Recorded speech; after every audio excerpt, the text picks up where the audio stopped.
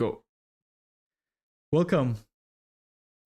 What are we calling each other? Are we using first? I'm not publishing my first name, so online I go by Board Connect, and some people call me BK, some people call me Connect, some people call me, I don't know, Board. I've heard as well. What do I call you? Steve Moxon, that's my name. I don't use any other. Okay, so just Steve. It's fine. Yeah, fine. Okay. Yeah, really nice to meet you. Thank you for being here. And you too. It's last time I did it for the first time, so this is gonna be my new thing. Why did you accept this invitation? It's my first question. Well, I don't get that many invitations. I thought this looks interesting. I didn't know anything about you, but I thought, well, if you're going to talk about my papers, fine. I'm always happy to talk about those. Yes. I've told you a little bit about what I'm doing here. Basically, it's a series about the black pill and incels, and right away you've basically told me I have no idea what this all red pill black pill thing is. Well, I'm aware of it. Obviously, Okay. It's not lingo. I'm obviously not part of the incel community. I don't routinely use in conversation blue, red, or black pill. I understand vaguely what they are. I know people who use them, but I'm not in the manosphere.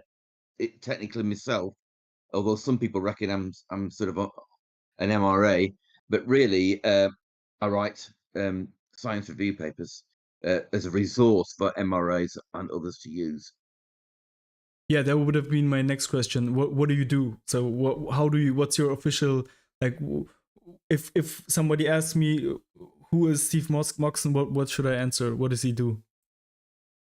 Well, I'm an independent, that is a non-affiliated. I'm not affiliated to university. Uh, Cross-disciplinary, actually cross-science disciplines, researcher and writer of review papers about the biological roots of human sociality, society, psychology, behavior, with a focus on the sexes. So I'm really interested in the sexes. I started out 20 years ago. I researched to write for a book called The Woman Racket, which is going to be exposing all the nonsense talked about men and women today. A political book, but as I got more into the science, I realized the science actually was far more interesting than politics. Yeah, so you're basically not conducting research yourself, but you're trying to interpret, collect. That's right, review research, because Mm-hmm. no one else is doing it. I mean, most of the topics I cover, I try to cover them in depth and across discipline. People working in academia are in a very much a narrow tunnel of a sub-discipline. They haven't got time to look at, collaborate across disciplines and look at other things. So they're just trying to get published and published to actually notch up a score of papers published in order to further their career. So, but obviously, I don't need to do any of that. So I can, at my leisure, write in-depth stuff across disciplines, and obviously also because I've got no university authorities breathing down my neck, then I don't need to censor myself either. Yeah, that's kind of like the first thing I would like to address. I really believe in the concept of universities in general. So do I. So immediately when you say independent researcher, I am like, isn't that kind of a problem? In the sense of who is basically. So I have you here as a guest, for example, and if you should, for last week I had Brandon Sparks on, and he's basically affiliated with his university and with certain institutions, and if he basically messes up, and first of all, there is somebody who's kind of responsible for him, so they're basically, their name is being dragged in the mud, we could say. And also, the moment he publishes something, it's being peer reviewed and there is lots of eyes on it. So that's one thing that a little bit is kind of difficult, I think, when I'm talking to an independent researcher. What do you think about this? Would you agree? Or do you think the benefits outweigh the cost, basically, here? Well, it swings and roundabouts, obviously. I mean, all my papers are peer reviewed because most of them are published in New Male Studies. which is it's got a section in it for peer review. So all my articles are submitted for peer review, so they are all peer reviewed. The odd one, um, when I started, wasn't, and I might, with the way things are going, a lot of people are now publishing preprints. They're not bothering going with journals because of the difficulty. Peer review is a broken process. It doesn't make any sense. There's massive censorship. So I might soon start just publishing myself in. There are preprint repositories. That's for articles before they're accepted by a journal or peer reviewed. An increasing proportion of people doing reviews or original research, indeed, are actually opting for that process. So the distinction between affiliated and independent uh, writers, researchers, people who write review papers is becoming less and less distinct anyway. I feel like that's a problem, right? I mean, even if I would agree with you that the censorship is so bad that you have to basically leave university, it's still kind of a little bit of a problem that everybody leaves these institutions that have their purpose and that have big advantages to them as well, right? Well, I say swings and roundabouts thing. I mean, I don't have any problem. I have plenty of people who read my papers. I get feedback from people. So I go through the peer review process, such as it is. So my experience is not that different. I mean, if you work in a university, basically you're a teacher slave. I know people who have been several years in university and they get 1 hour a week at the time to do research. The rest of the time they're slaves to the institution doing teaching they don't really enjoy. They're there to do the research, but they don't have time to do it. Obviously, I'm past retirement age anyway, so I'd be an emeritus person at university, which is basic. I won't be much of a different life to what I have now. But I interact with researchers quite a lot of the time, and people come back to me with ideas, and I get feedback from stuff. Obviously, your papers when they're peer reviewed. It's on the journal website. It's on my own website. It's on ResearchGate. It's on academia.edu. So these are all platforms that people read and can feed back to you. Um, yeah, you talked about censorship in academia, and I've had the same topic with Brandon Sparks last week as well. And especially in your field, I feel like you should be to a certain extent immune against censorship or influence, let's call it, because I mean, I'm pretty sure that you also don't claim that there's like a committee that is like prohibiting certain publications, but it's rather like could be influence, right? Self-censorship, you mean? Yeah, to a certain extent, if it Largely even it is is so. there. Yeah, it's something, but quite a number of topics. For example, my forthcoming paper is on false rape reporting to police. I think I'd have great difficulty getting that published in any other journal than New Male Studies, and I think I'd be in serious trouble with the university authorities for even just raising the topic. And Mm-hmm. that applies to quite a few of my previous papers. So it wouldn't just be self-censorship in my case. There'd be overt. I mean, obviously the students had revolts, and if I was originally in university, I certainly wouldn't be in one now because Mm-hmm. of all that. The censorship and the big problem, of course, is that although all the critical social justice, identity politics stuff really took hold in the humanities, English departments, it then got into anthropology, which is why you got the big divide between biological and cultural anthropology. But now it's going in a big way into STEM. So biology, even straight biology, let alone obviously psychology is part of social sciences, but evolutionary psychology was obviously affected quite badly from an early stage because of the social science psychology element to it. But now even straight biology is being impacted. I mean, in my own papers, I often state use the word sex and I put in brackets gender, but that's a non-scientific term, therefore don't use it. I don't think I better get away with that if I was affiliated. They'd insist that I use their terminology. Mm-hmm. Wait, but I feel like the differentiation between sex and gender is scientific, right? Like in a sense of even if you don't even if you don't agree with self-ID, the differentiation between sex and gender is way older than that, right? So it's the idea of gender is the role that you have in society. So you could have, so for example, if you are wearing women's clothes and dressing up and putting on makeup and stuff like that, and then you appear as a woman to your social group, and people treat you like a woman, in that case your social role is that of a woman, so i.e. your gender is that of a woman, but your sex is still that of a man, right? Well, that's the argument, of course, but it's not a scientific position. There's no scientific position on But gender. there It's is just nothing scientific to it. customary. It's just a I mean, of course, it's an abuse of language. I mean, it's as in your language, German. You've got masculine, feminine, and three genders, haven't you? That's where it comes from. It's been misappropriated from there. So it's an abuse of language, first of all. But the main problem with it is confusing because, yes, it accurately describes what we mentioned there. But the downside is people then don't use sex at all, and stop making any distinction. And that's when you go down a big rabbit hole and you lose complete understanding of the whole topic area.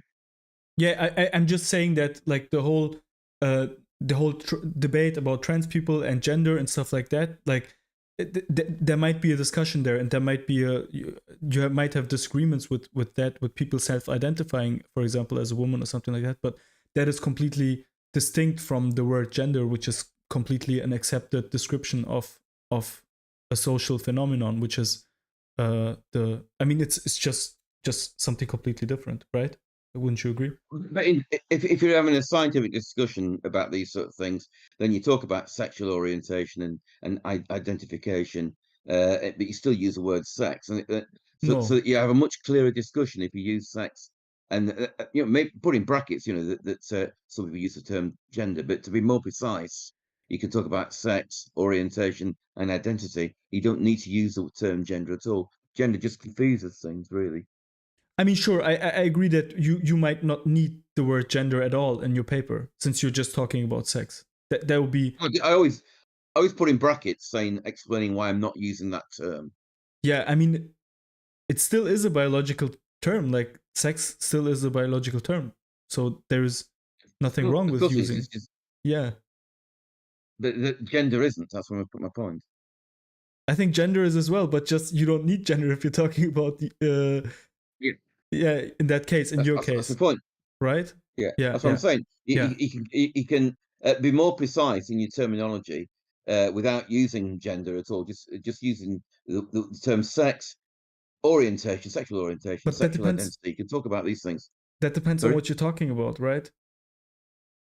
Yeah, well, I mean, if you're talking about transsexuality, then obviously, if you start talking in terms of identity and orientation, then you can explain what you're talking about quite easily.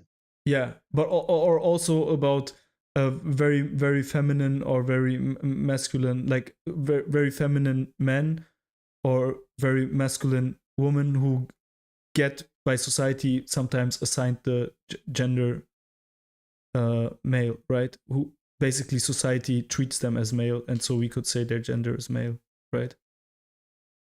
Of course, yeah. Yeah, yeah. Okay, okay. Um, that was a little side tangent. I have a little bit of a problem with evolutionary explanations. Right. So it's religious people always say that evolution is like a religion as well, and I've disagreed with them my whole life basically. And then I read some of the evolutionary explanations, and then I'm like, damn, there's some, not in the same sense as the religious people think about it, but the explanation model really reminds me of a theological explanation where if something bad happens, it's like God is testing you, and if something good happens, it's like, yeah, God helped you, you know. So in every case, it's like a proof for God, whatever happens. And I had that when I read about your example of peacocks and lions, uh, where generally, come again. Carry on. Yeah, So peacocks and lions, and both of them basically are being selected for evolutionary disadvantages. And it's like, yeah, because About lions? yeah, you had this. I heard this talk that you had This is with. regarding infanticide. I think I would talk about lions, isn't it? No, lions. It I was think peacocks are the regarding. big fur. No, I've not written about that. Okay, we can talk about peacocks, but you definitely talked Uh, about peacocks. That I'm Only 99% briefly in sure. passing. Yeah, maybe in passing, but I'm pretty confident that you talked about this. And basically, it was that peacocks are that this is a sign of an attractive peacock because it signals that the peacock has survived, even if even with the evolutionary disadvantage. Do you know what I mean? Yes. Yeah, Yes. So and it's a sexually selected trait, even though it goes against survivability on the grounds that if the thing can survive despite all this massive amount of yeah. bright guff coming out of its back end, then obviously that shows it must have generally a good set of genes, or as I would argue, high genomic integrity, and therefore it's sexually selected by females on those grounds, Okay, how would we know the which difference is if that's standard. just how would we know the difference if that's is just isn't a evolutionary mistake? So why is that also attributed to evolutionary signal basically? You could term it an evolutionary mistake. It's an evolutionary blind alley, and there are quite a lot of species that have gone extinct in exactly that way. No, Excessive male ornamentation is actually, although it's conferred sexual selection advantages, it's actually crashed the species, made them extinct because indeed the males didn't survive. no, you're basically saying that evolutionarily, for example, big fangs signal strength, so it gives the female the signal, okay, this is a good mate because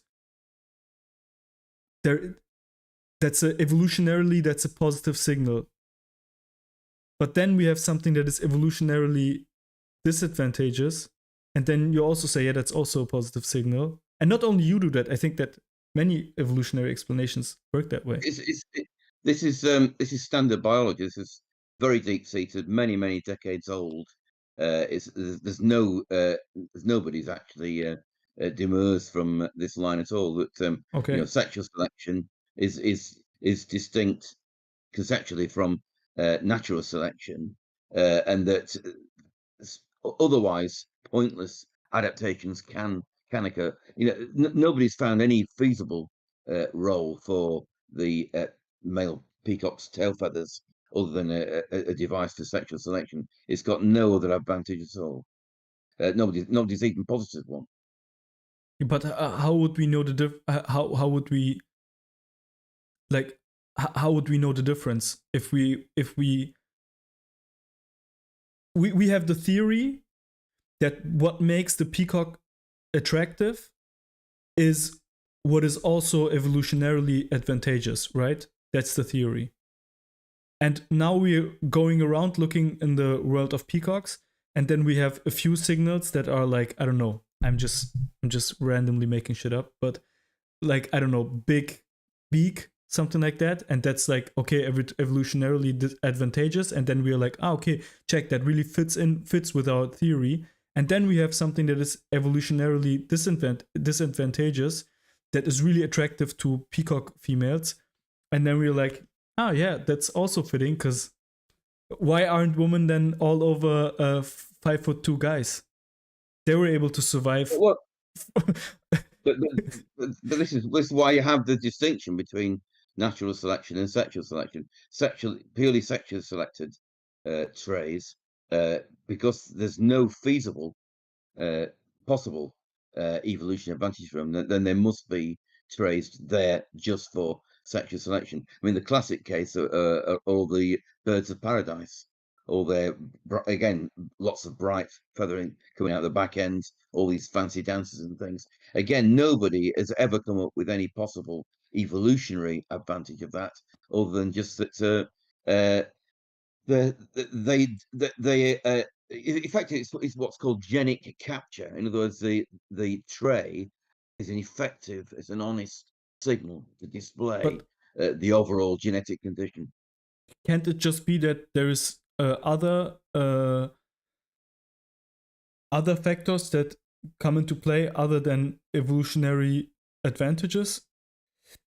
But no one's. But if there were somebody who would at least have posited them, nobody's even positive because they're just so. There's nothing that anybody can come up with to even suggest. It's a non-starter argument.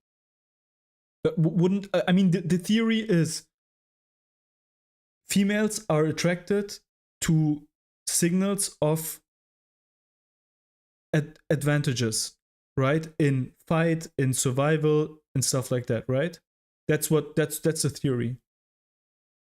Yeah, I mean, good genes. I mean, I've refined it obviously in my review papers. I mean, it's quite obvious that what females are looking for is genomic But integrity, i.e., relative absence of deleterious genetic material in males. but not That's only what they're that, looking for. also fighting, for example, is that's not directly genetics, right? So if you have, for example, a male, he's a good fighter, and then that's attractive to female peacocks as well, probably, right?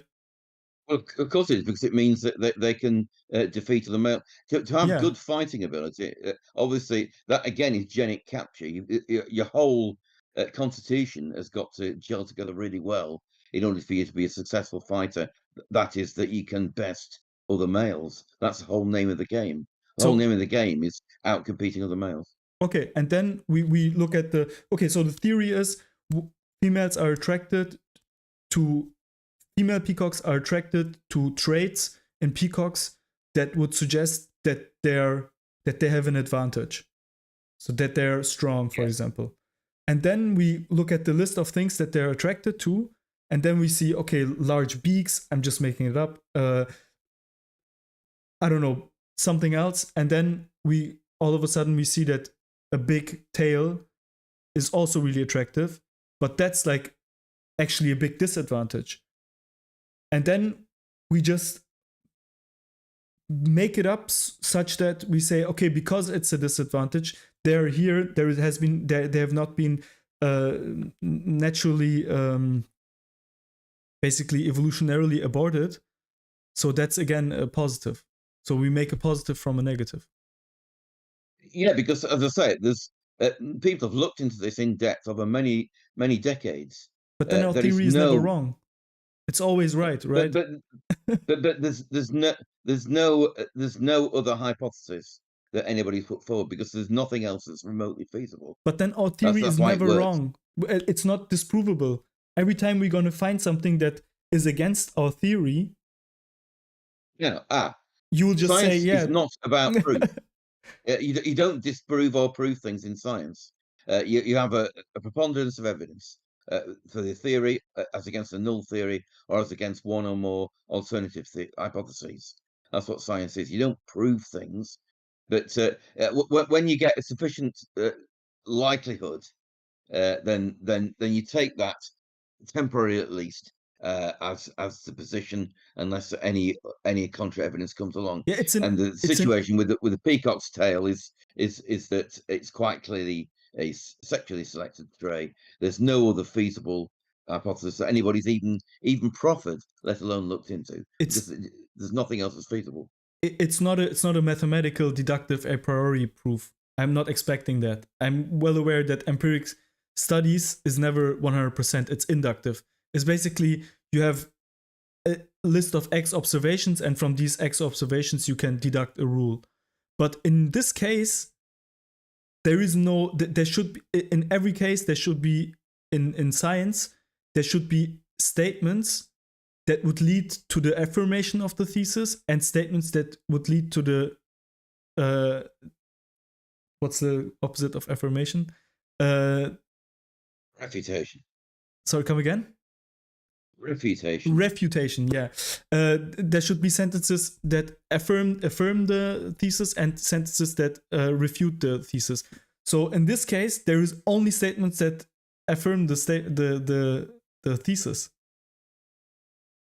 Yeah, but it's in a massively wide context, isn't it? I mean, there's a massive field of looking into sexually selected traits. I've already mentioned about birds of paradise. We know this is a global phenomenon across all sorts of different species. We can see the same sort of thing going on. The peacock's tail obviously seems to fit well into that. So in that wider context, that obviously is further ups the probability that this interpretation is correct. It's not 100%. We can never say that it's proof, but as a working hypothesis, it's right up there in terms of probability. So you don't see any problem with that? No. You don't see any problem with the fact that you have a thesis, and no matter what you will encounter on your research, it will always affirm your thesis. No, no.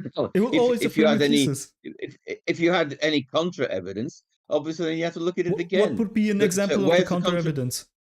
Well, exactly. Where is the contra evidence? I mean, one example would be a peacock with a really peacock females being attracted to really disadvantageous attributes in peacocks. That would be something that normally I think would disprove the thesis that females are interested in advantageous traits. But apparently they're not. So if you can come up with an example of evidence of that, then we can look at it. But no, nobody's come up with that. It doesn't exist, does it? No, if wait. it existed, we'd know about it. Okay, wait. You're telling me. Listen, Kanek.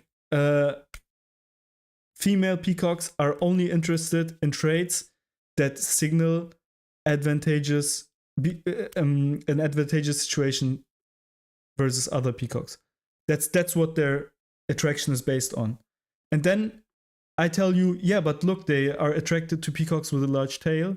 And then you're like, yeah, because that means that they're twice as strong because they survived until now. So it makes no sense. It's just there is no way I can disprove you.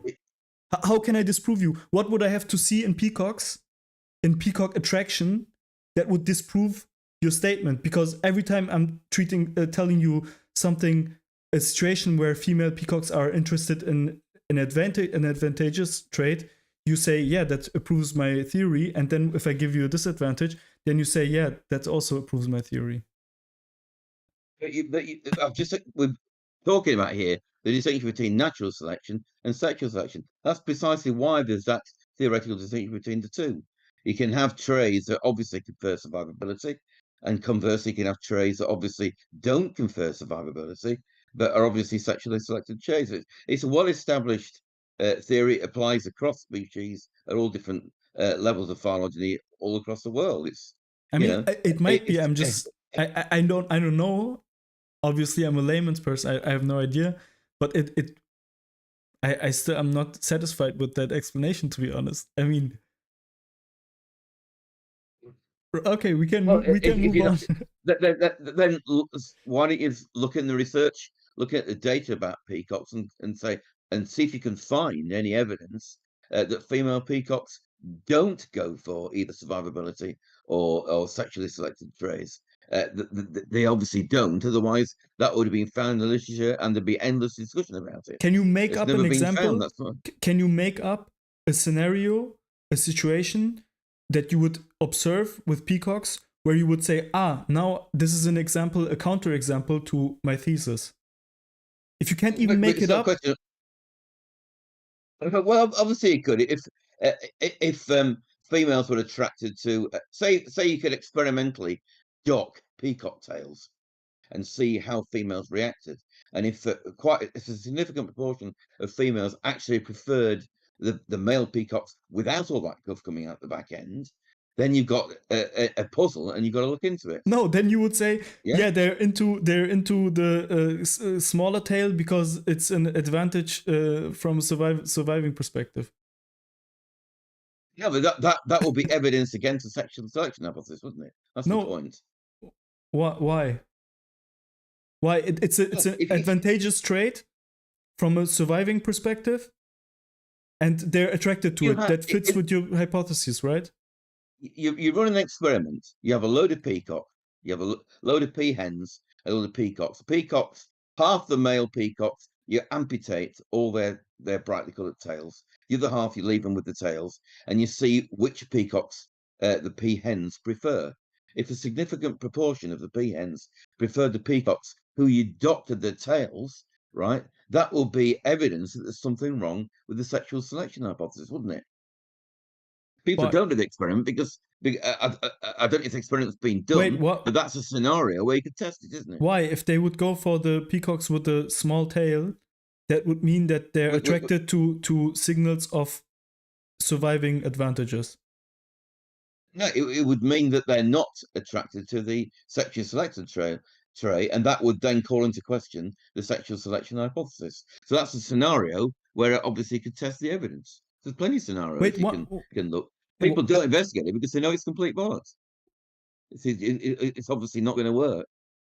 Wait, so it's both. So on one hand, they're attracted to traits that are really bad for surviving, because it means that you survived. That you have. It must mean that you have other traits where you're really strong, right?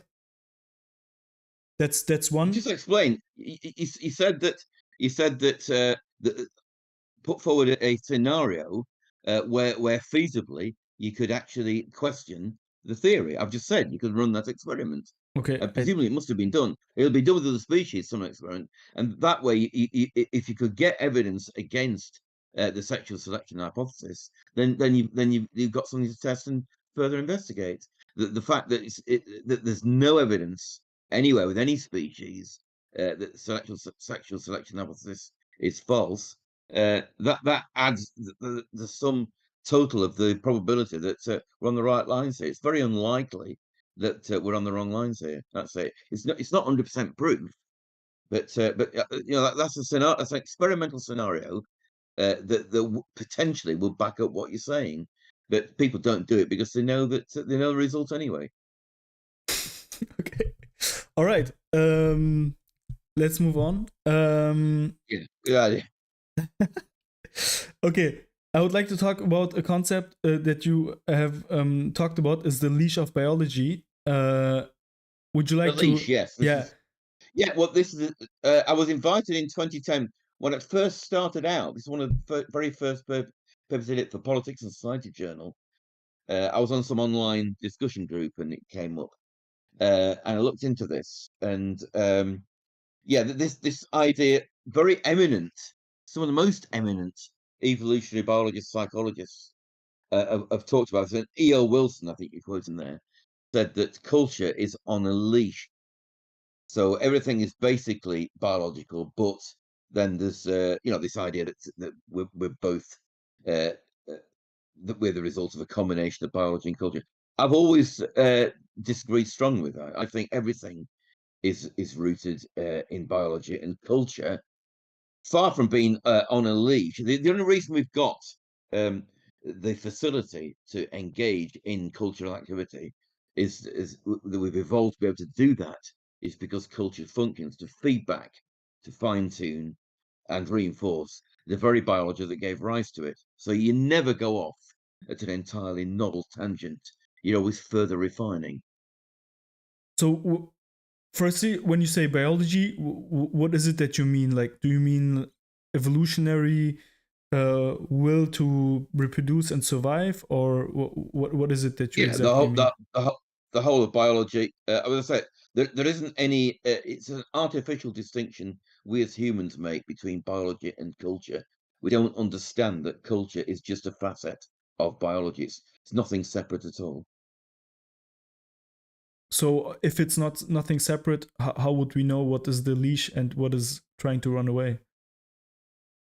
Well, I mean, that concept of leash is based on this uh, theoretical distinction between biology. Once you actually see uh, cultural behaviour as just like the rest of behavior within biology, then the whole thing dissolves anyway. It doesn't make any sense. It's just that if you look at it philosophically, logically, you can't evolve something that then doesn't work, as it were.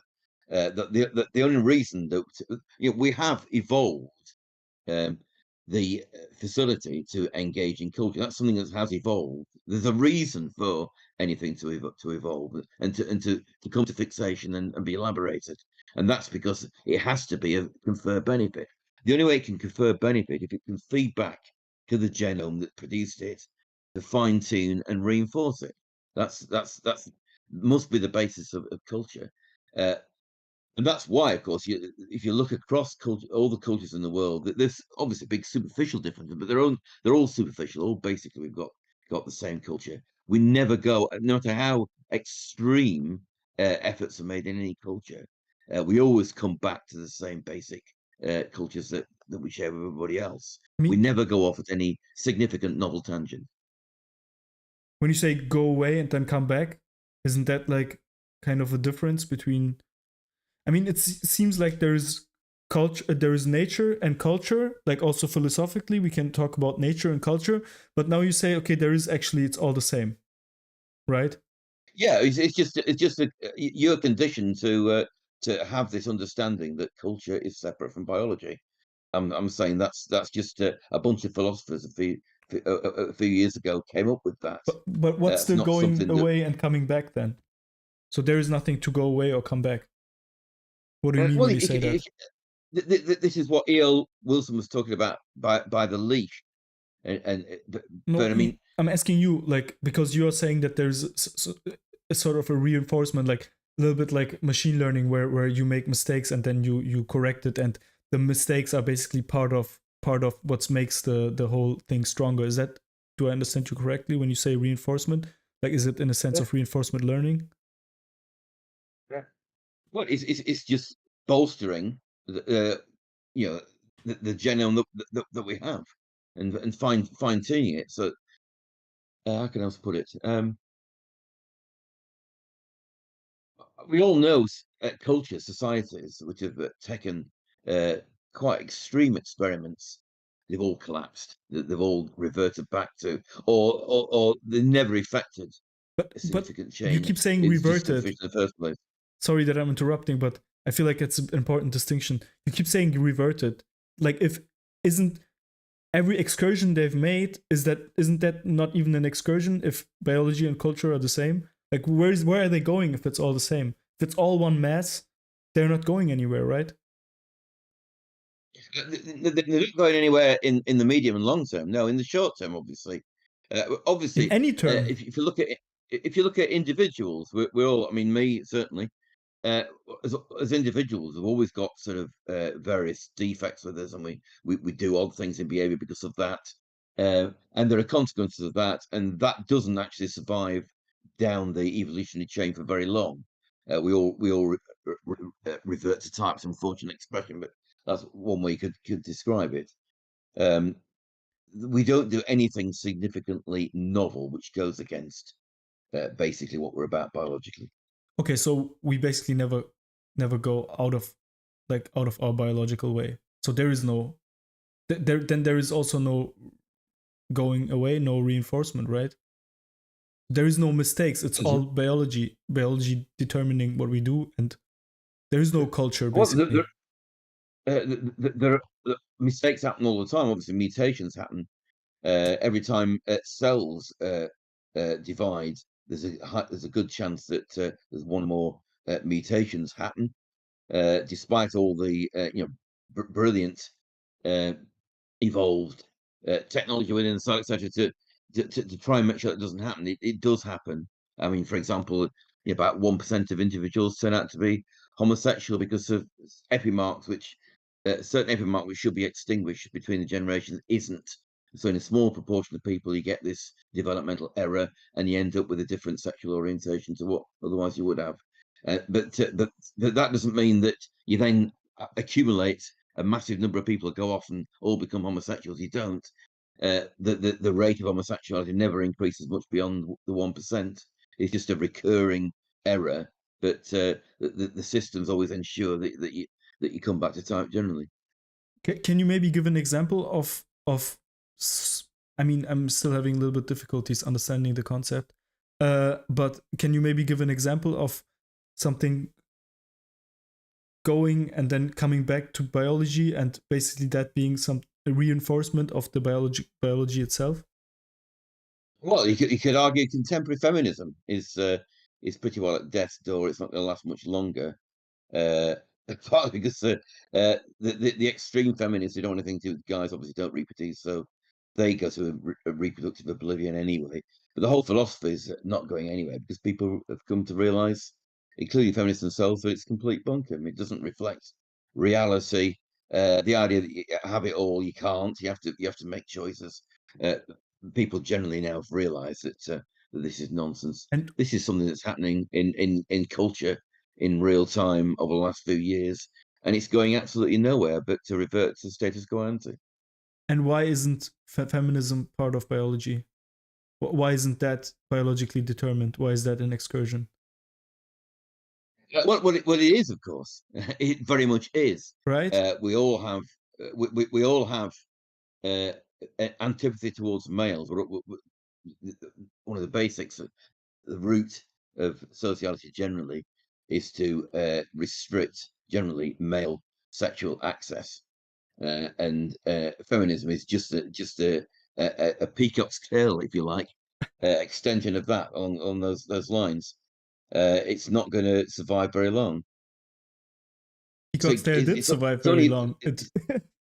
I think that's a wrong example because the peacock's tail is the exact opposite. It seemed like maybe it is actually the peacock's tail. It looks like it's evolutionarily disadvantageous feminism, but it actually makes for it survives for a long time, right? That there will be the peacock. no, it's in the grand scheme of things, it's a pinprick of time, isn't it? It's unlikely to survive, and it's going obviously in terms of trans ideology. It's already gone sort of disappeared up its own arsehole big time, way beyond what the peacock's tail feathers have done, and obviously we've seen the result of that. The whole thing's coming crashing down. The rest of feminism is likely to crash in the same way. Mm, I mean, I have decided that I'm talking to people that are obviously on the left. I'm talking to people that are more on the right, more on the conservative side, and I've basically decided to stop using. I mean, it's really difficult to talk about feminism when one week you talk to a guest that has a completely different definition of feminism, and then you have a guest that has a completely different definition as well. And to me, I decided to just use the textbook definition, which is gender equality, like equality between that, for example. That was never the basis. Feminism has never been anything, right from Mary Wollstonecraft in England.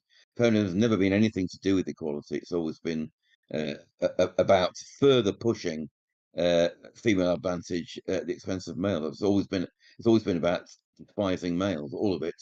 Wollstonecraft didn't understand that the laws in England to do with custody and parenting and divorce, etc., were all set up expressly in the interests of females to ensure that no male could ever evade his responsibility. She was an upper class twit, so with property, so she was in a minuscule proportion of women where this didn't help in the same way it did for most women, and she failed to understand that. Same with the suffragettes and the vote; they didn't understand the democratic deficit. Or with males, even in the First World War, half of the males fighting the First World War hadn't got the vote, and it was at that point the vote at national level was all about imperial things, which all involved males. Female interests were all catered for at the local level, with either the parish or the church, where women from time immemorial have always had this vote on the same basis as men. So again, feminism is persistently always misunderstood. It's always read into things because a tiny minority of women might not have been benefited by the rules as they were set up at the time. The vast majority of women were benefited at the expense of men. So feminism has always been about pushing still further what was already female disadvantage and capitalizing You on mean advantage? on a sorry. You meant to say advantage, female advantage. Yes. Yeah. Sorry, carry on. No worries. My viewers are gonna love you, by the way. But I'm not an incel. I don't support incel ideology, and I'm not. I don't have an ideology Don't worry, at all. I we're don't gonna get try there. to left or right. I really want to hear you speak on incels as well. You might even be a bigger enemy to black pillars than a blue pilled liberal like me. We're gonna find out. But first, just on I'm that not an note, enemy of incels. we're gonna see. We're gonna find out. um, so just on that feminism point, I just would like to. I mean, you're saying that feminism is not about gender equality, but and then you say because feminism has always been about taking power away from men and giving it to women, basically, or taking stuff from men and giving it to women, like I don't know, It rights always and was. money. If you go, But isn't that's not a contradiction at all to what I'm saying? Because if you assume, I mean, we can talk about that. It's not set in stone, but if you presume that women have been in a disadvantageous situation before, then and you want to have gender equality, then the only way to do that would be to take away from men and give it to women, right? In every sense of the women word. have never been in. Women have never been in. That's okay, but it's that's a complete myth. Yeah, okay, that might be like that's another topic of discussion. But I mean, when I say feminism means gender equality, No, it doesn't. and yeah, but that's how I use the term. And then you say, okay, practically, it's not that, right? That's what you mean. Like you mean when you say no, it isn't. Then what you actually mean is I'm saying its origin, its development, its manifestation, everything about it is nothing to do with that. The main thrust of. But you Let me know explain. that that's the The definition, main right? the main thrust of. Uh, Even if it's a lie. it's a complete lie. Yeah. Okay, The main root of feminism. Yeah. The main root of feminism. If you forget Wollstonecraft and the suffragettes, the main root of contemporary feminism, which now dates back a century, is Central European Marxist thinkers in the late 20s, early 30s, who couldn't understand why the Western working class weren't revolting, whereas the peasants in Russia did, totally against Marxist theory. So they posited there's something wrong with Western working class. They must be repressed by capitalism. Complete baloney, and therefore, Wait, but you just say that. men are the You just problem. say complete baloney, but we don't know that. It is Like baloney. I don't know that. Well, it Wait, is. It's wait. complete bunkum. You're going.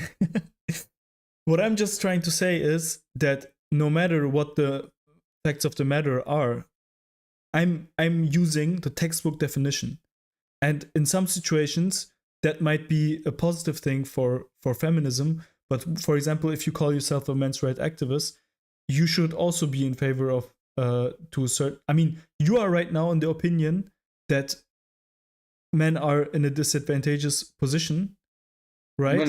Men in all points of history, in all cultures, All the right. great majority of men are disadvantaged vis-a-vis everybody else. Okay, so then you're Against all women and a minority of I-status men, and that will never change. That means that your agenda is to take away from women and give it to men, right? No, Why not? But that must be the case. Well, what?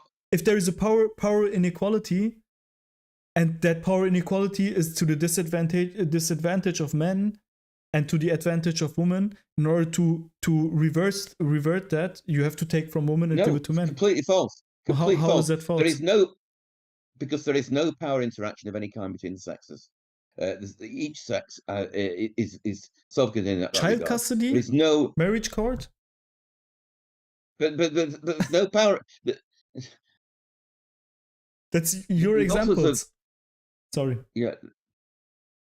There's also obviously anomalies that go on, but you're never going to get a situation where you haven't got sociality predicated on the whole idea, the whole biological basis of you have to restrict male sexual access. This is why you have a male dominance hierarchy, why you don't have a female dominance hierarchy. Dominance hierarchy is 100% male. There's no such thing as intersexual dominance or female dominance. It's all male. So majority of males are necessarily lower status. They are disadvantaged vis-a-vis high status males. That's the thing, right? Majority females of men are at a disadvantage. Disadvantage, yeah. With females, of course, you got the situation where ostensibly they're all equal, but of course right from the schoolyard, they're arranged in cliques, and you have the top clique, usually dubbed the populace, with its queen bee, and Wait, that's wait. basic biology. Sorry, I didn't understand what you said before. I have to. I was just stuck there. I couldn't listen. Uh, you said the majority of men are in a disadvantage to other men. Yeah, to high status males. So, and you want to change Necessarily, that? you can't change it. It's basic biology. Wait, That's not going to go away. when you say woman, you said before that women are in an advantageous position. What do you mean when you say that? I mean, that they are not disadvantaged in the way that males are disadvantaged. This is not between the sexes. Disadvantage is always within sex. Women have their own version of disadvantage because of their sociality of cliques, which you can see from the playground onwards. And you've got various cliques. You've got a top clique, often dubbed the populace, with its queen bee. She's like a first among equals, not an alpha female. But all that's to do with, if you read my papers, that's all to do with the biology of facultative reproductive suppression in times when you've got massive scarcity of resources. So the idea is that you control society so that only the alpha male and the queen bee actually get to produce offspring. So that means you only utilize a minimum amount of resources, and you reproductive suppress, or everybody self-suppress actually, their own reproduction. So in that way, obviously females, not queen bees or in the top clique, or queen bees of lower cliques, they are disadvantaged because they will be either by the queen bees or themselves relatively or absolutely reproductively suppressed. So that's obviously a disadvantage. That's something completely within female sociality, completely separate to male sociality. So the idea that you take from one sex to give to the other to redress power imbalance is complete nonsense.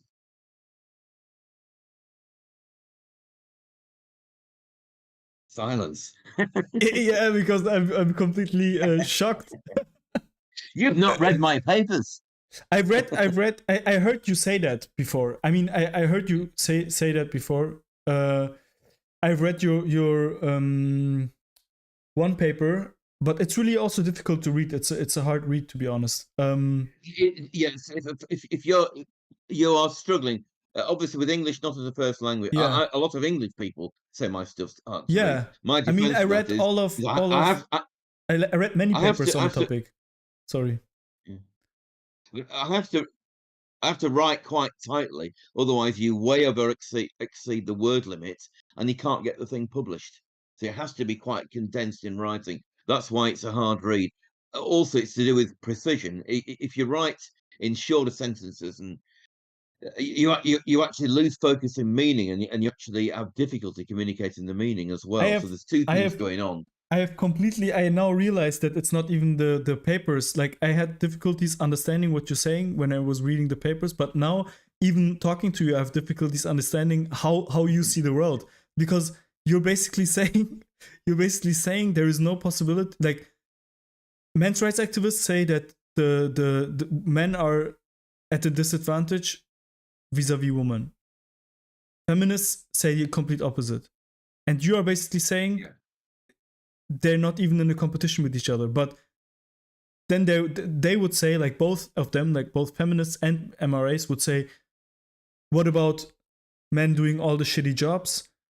What about gender pay gap? Yeah. And what about there is so many reasons to compare these two. And Yeah, but they're nearly all the gender pay gap's a total no, failure let's to forget about understand the feminist what's side. going You're on. not going to agree with those, but what about the MRA side? Like, apparently you don't even agree with those because you say that there can't be any power imbalance between men and women. Is that what you're saying? There is no That's right. hierarchy between men and women? There isn't, but that doesn't mean to say My that there aren't. incels would disagree. Let me, yeah, Sorry. let me give an example here. Yeah. But there are situations within the institutions whereby men clearly are oppressed by the institution. The classic case, obviously, is men particularly complaining about, is child custody and divorce. You know, in the divorce courts with divorce proceedings and custody. That clearly is stacked, deliberately stacked against men. I thought there And is no that's such because thing. In that case, now, there is institutions because of their understanding. their false understanding about power relationships. They think it's their job to do down men to restore some mythical power imbalance. Okay. And on that basis, they then stop males getting shared parenting custody of their children, and make all sorts of ridiculous impositions in divorce. So you can clearly point to men being disadvantaged in that way. That's not because of any Vis-a-vis? deep-rooted. Vis-a-vis who? Sorry? Vis-a-vis who? Disadvantage vis-a-vis who? Vis-a-vis woman, right? And So it is possible. lots of uh, yes, but that's an anomaly to do with institutions. It's not directly from power imbalance between men and women per se. That's because institutions have actually misunderstood what's going on, and they're Okay. saying, men Okay, are so now we're advantaged here. They're back. not, Now we're back on and track. therefore, Now we're back on yeah. track. So So I'm in order not to dismissing what. Let me finish. I'm not dismissing these. There are many examples which I'd certainly support that MRIs point to where there are ridiculous impositions on men, but they're Okay. not because of power imbalances between the sexes. They're because of ridiculous measures taken by institutions that totally fail to understand basic human nature of the sexes. No one is saying that neither MRAs nor feminists are saying that this is just falling out of the sky. Obviously, they're also saying that this is institutions that are reinforcing this, that it's to a certain extent culture. But what we are, why we are even talking about this is that you were saying that it is basically. I said that in order to create gender equality, you have to take from one sex and give it to the other. From one gender and give it to the other. In that case, it would be right. Like in that case, you would have to take power from women in the women's court system. What? No, you don't. Why? If you look at divorce and custody, you know the head. What the court's supposed to do is genuinely institute shared parenting, shared custody. They're not. They're not following their own guidelines because they're in the best interest of the child. Everybody knows what they're really doing is the best interest of the female because they're all stupid feminists. Right now, to get fairness to men in the divorce court does not mean taking anything away from women. It means treating men and women equally. Now, for currently, if we go to let's just take as an example the worst family court in the world, and you go there, and basically the woman can decide everything. Let's say, and in that case, you say, okay, now you can't decide anything. Now it's going to be equal 50-50, the decision power. Well, you're effectively taking away power from her. That's just the fact of the matter. Yeah, but you didn't. It wasn't power given to her in the first place. It was the institutions. Yeah, it doesn't matter, but it was there. No. She had the power. No, you're misunderstanding. It's not individual females who've got the power in the courts. It's the authorities who have the power to impose their bizarre ideology on ordinary people. That doesn't It's matter. like trans people. So let me explain. Ordinary trans individuals do not at all ascribe to trans ideology. They object all the time. All these idiots, these wannabe elites, are imposing this dumb ideology on us and using us as pawns in their game. We don't want any of this shit. And that's the situation with women in divorce courts. So all you need to do is make sure. So you have a starting point that you assume that obviously the historical and the cultural and the biological background that women is the main caregiver. Obviously, you're going to have a lot of cases where the majority of parenting is done by the female.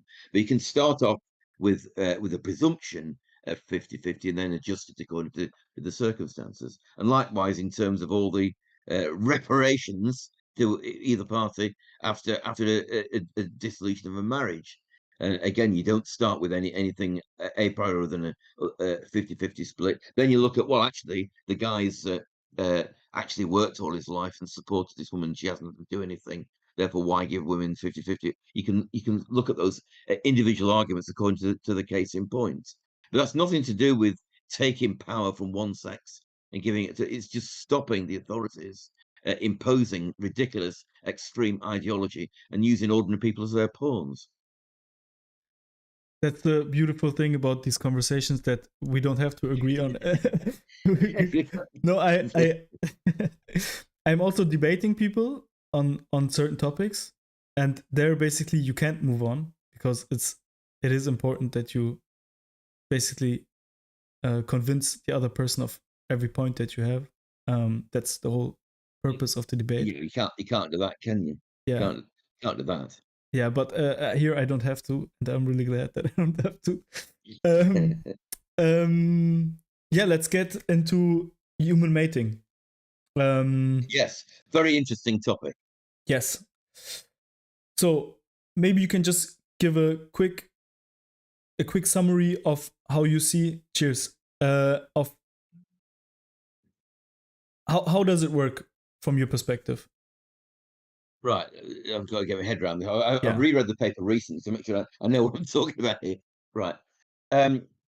What's the best entry point to this? The assumption has always been that pair bonding, what we culturally encoded as marriage, is about the imposition of the male patriarchy on women. That is that males are taking Wait, what's sorry. called proprietary. Sorry. Can you try to do it the most boring way possible without any lashing outs on feminism and patriarchy and stuff like that? Just like a really dry scientific understanding. This is what most scientists still think. Right? Okay. The assumption, including within science, is that human pair bonding is about male proprietorial control of female fertility. It's nothing of the sort. It's the exact inverse. Right. The reason why you have women want to pair bond is because they're interested in mating with males in order to have children who've got the highest possible genomic integrity. That is, relatively speaking, to other kids, other males, a low proportion of deleterious genetic material. So obviously that means they're going to function right. They're going to in turn reproduce. So ultimately, in the long term, their reproductive output, in terms of quantity times quality, is high. Right. Now, the way to do that is if you're a female, your peak age of reproductive attractiveness is actually 14 to 19. So ideally, when you're about 18, you want to nail down a male of as high a genomic integrity as possible to have a series of offspring with, right? Because your mate value as a female falls off a cliff after age about 20. So if you were typically to mate promiscuously, there's no such thing as pair bonding. Then after each child, and of course having a child itself denudes you of sexual attractiveness, your prospects of finding a partner of high genomic equality gradually go down. So the quality of your offspring will tail off rapidly over time. If instead you pair bond with the best male you can find at, say, age 18 or age 20, and have a series of offspring with him, then that maximizes your reproductive output in terms of quality times quantity, right? Now, also, obviously, all females, even in polygynous societies, are not going to wind up with the males that they want. They're going to have to settle for males of less quality, right? But they can have extra pair sex outside the pair bond with males who are of significantly higher mate value than their pair bond partners. Right. So this is another misunderstanding by the science community. What's termed mate guarding by the male, again, is nothing of the kind. They're actually acting as bodyguard on behalf of the female to keep away all the riffraff, all the low mate value males. But they don't stop either the female being perceptive or other males approaching that female who are of higher status in order to have extra pair sex. The female wins everywhere you look at it, right? So pair bonding is firmly in the female interest, not the male interest. But obviously, males have to go along with it, otherwise, they end up with no sex. Males can't be just promiscuous because the chances of getting promiscuous sex is a lot lower than getting sex in a pair bond because of the quality criteria female impose on males for extra pair sex. So if you're not a male of high quality and can have several wives in polygyny, then you're scrambling around for a monogamous relationship. And of course, there is a high chance you'll end up just as a bachelor with no partner and no sex at all. And we know from phylogenetic DNA analysis of the past that only 40% of males ever reproduced. And of that 40%, the vast majority of reproduction was a very narrow band of particularly high status alpha males. So there's a massive reproductive skew amongst males. Again, there's nothing we can do about that. That is a male intersexual power issue, nothing to do with feminism or MRAs, and that's just the reality. So that's the situation in mating. So the incels talk about, and there's some truth to what they talk about, Wait, this 80-20 thing. sorry, before we go there, and we will go there, I promise. Yeah. So where does monogamy come into play? It seems like we have lived in, I mean, the last, I don't know, you know it probably better than I do, but the last, I don't know how many thousand years we've lived in monogamous pair bonds, right? It's not this polygynous. False. 85% of societies, even today, have formal polygyny. It's called polygamy, which just means one sex with several members of the other sex. But polygyny is one male and several female, right? Rather than one male. which is what, but one several females.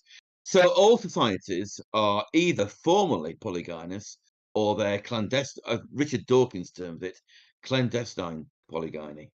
So obviously, if you're a high status male, first of all, you've got serial monogamy. Why is it 5, 6, 7 clandestine? I mean, what sense does that make culture, like, to evolutionarily to even prohibit it? Well, if you don't have formal right, if you have polygynous societies, right, they don't exclude monogamy, right? Most polygynous societies, only about 5% of men actually are in polygynous relationships. Some of them have multiple, could have dozens of wives, right?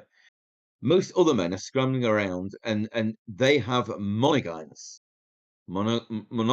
relationships. And then, of course, a lot of guys left high and dry and they're in bachelordom.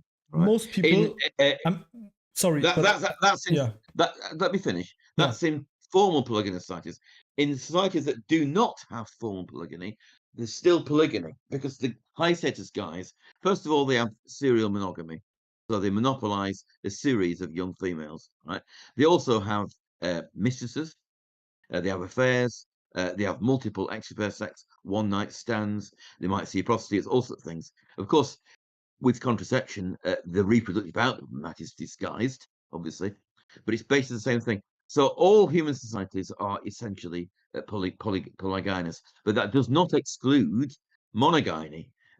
All societies are both polygynous and monogamous, and also with lots of bachelors.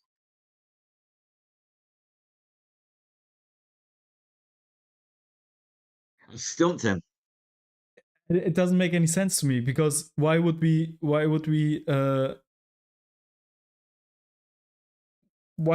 prohibit what? Why would we prohibit this culturally? And I'm just not agreeing with you that we are living in a polygynous society. Like, maybe now, I mean, let's not talk about today, for example, but let's maybe talk about 100 years ago. I'm originally, my parents are from the Middle East, and there basically it's everybody gets married, and it has been in the West. It has been in the West like that 50 years ago. It has been the same, right? So it doesn't make any difference. You've still got effective polygyny. But everybody reproduces, right?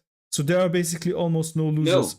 No, it is. Everybody gets married. No, not everybody gets married. There's 95%. Always quite a substantial minority. It'd be less than that actually. In no society, you've got 90%. There's a substantial proportion of males who never marry. There's quite a substantial proportion of females who never marry. But in all societies, in any culture, any point of history, look at the data today or 100 years ago, you find that a substantial proportion of people don't marry. What do you mean when you say substantial proportion? Even if you have imposed monogamy quite strictly, and you outlaw polygamy, you still have de facto polygamy, because as I said, you have serial monogamy. You just divorce repeatedly. You've got mistresses, and there could be multiple mistresses. You can have affairs. You can have multiple affairs. You've got one night stands. You can have infinite numbers of virtually of one night stands. You can have lots of engagement with concubines, prostitutes, etc. There's so high status males will always, if they don't potentially, if they don't, even if they don't actualize it, there always are potentially lots and lots of sex with lots and lots of partners, whereas most males do not have that opportunity. Okay, can I So you just have de facto polygamy in any social situation. draw you a picture and you tell me at what point I'm wrong and what I'm misunderstanding here? The way I saw it was that before we had basically, I don't know, before we had real civilization, we were like living like monkeys, and then I can imagine that there is like 30 to No, 30 20 to completely wrong. I haven't said anything yet. You have. We You've never made a lived like completely monkeys. bogus point. We never lived in a situation where we're like monkeys, and until you go back phylogenetically all the way back to monkeys, and monkeys aren't much different from us anyway. Yeah, so okay, let's look at monkeys. Okay, you have a few alpha males that get most of the females, right? And then you have a majority that is like, maybe, I don't know, at least you have said it, like only 30 to 40% were reproducing, right? And the 100%. yeah, and the remaining 60% was basically not even reproducing, right? So that was the status in nature, let's say, okay? And Which means obviously they weren't having sex because yes, yes, there yes, was yes. What? substantial natural contraceptive, but largely in the Okay, absence of our technology, that meant basically they were not having sex. okay. And then comes marriage, okay? Christianity comes along, Islam comes No, along, you got whatever. it completely wrong. Marriage is just what we call a cultural codification of what's natural. There's pair bonding is what we should be talking about. That has always existed. It didn't suddenly magically arrive in some cultural context. Yeah, but Marriage is just a cultural encoding. marriage is a pair bonding can be multiple partners, right? Like I can pair bond with 6 women, but So marriage in is the defined same. that at least in No, it's not. Christianity, it's defined that I only can only I have think one you'll wife, find this right? I think there's polygamy in Christian cultures as well. But as I've said, there's no There might society be. I'm not where saying that there isn't, but I'm just saying that this number from 40% jumped at some point in history, jumped up to 80-90%. no, it didn't. Never did. Is that No, false? no, Is it that didn't. fake news? Well, it would have jumped beyond 40%, yes, but you still have a very large minority I of mean, males I'm who sorry. didn't reproduce at all I, because of de facto polygamy. I've been in pretty, like, even in my lifetime, I've been in pretty backward societies, quote unquote, in more traditional societies, conservative societies in the Middle East, and there everybody gets married. It's just the fact of the matter. There's just, at some point, there's everybody gets off the market. All the high value men get off the market, get married. Of course, they have their affairs. Of course, they have their mistresses. Of course, they have. There is all of this stuff is also going on. I don't disagree, but most people, like 90 to 95% of people, get married. I think you'll find it's a lot less than 90%. Okay, Look at the maybe stats. it's okay. Maybe it's 80. And of What's course, the number? the real and of course the other problem is that a lot of low status males, uh, they may get to enter a pair bond, but they don't have offspring in that pair bond. The offspring of the pair bond are actually fathered by another male. If you look at the scientific studies now, we're talking of upwards of 30% non-paternity. But they have sex, Yeah, they have sex, but it doesn't mean that they're going to reproduce. and it's way higher. It's way more men that are able to have sex and that get a partner than we had when there was no institution like marriage and basically no monogamy, right? It's significantly higher. I mean, we could say it's 70% or 80%, but There's it's no a evidence huge. of that. No, there's no evidence of that. Wait, There's there is no no special. evidence for everybody getting Special married. thing. There's no special thing that this cultural thing of marriage. It's just a cultural codification of what was there anyway. It's just a label we put on it. pair bonding is a biological evolved phenomenon. We've always pair bonded. You said There's you nothing said new in marriage. you said 30 to 40% of men were only having sex before, right?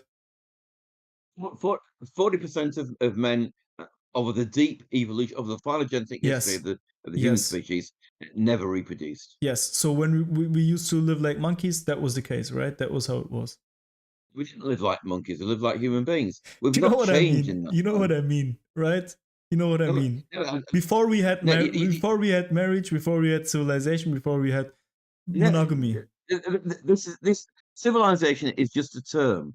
We've always been civilized. Our social structures not changed significantly at all. This idea that there's some So big new change, it's just monogamy. not true. Okay, so in the past, at some point X, the amount of men that were having sex was at 40%.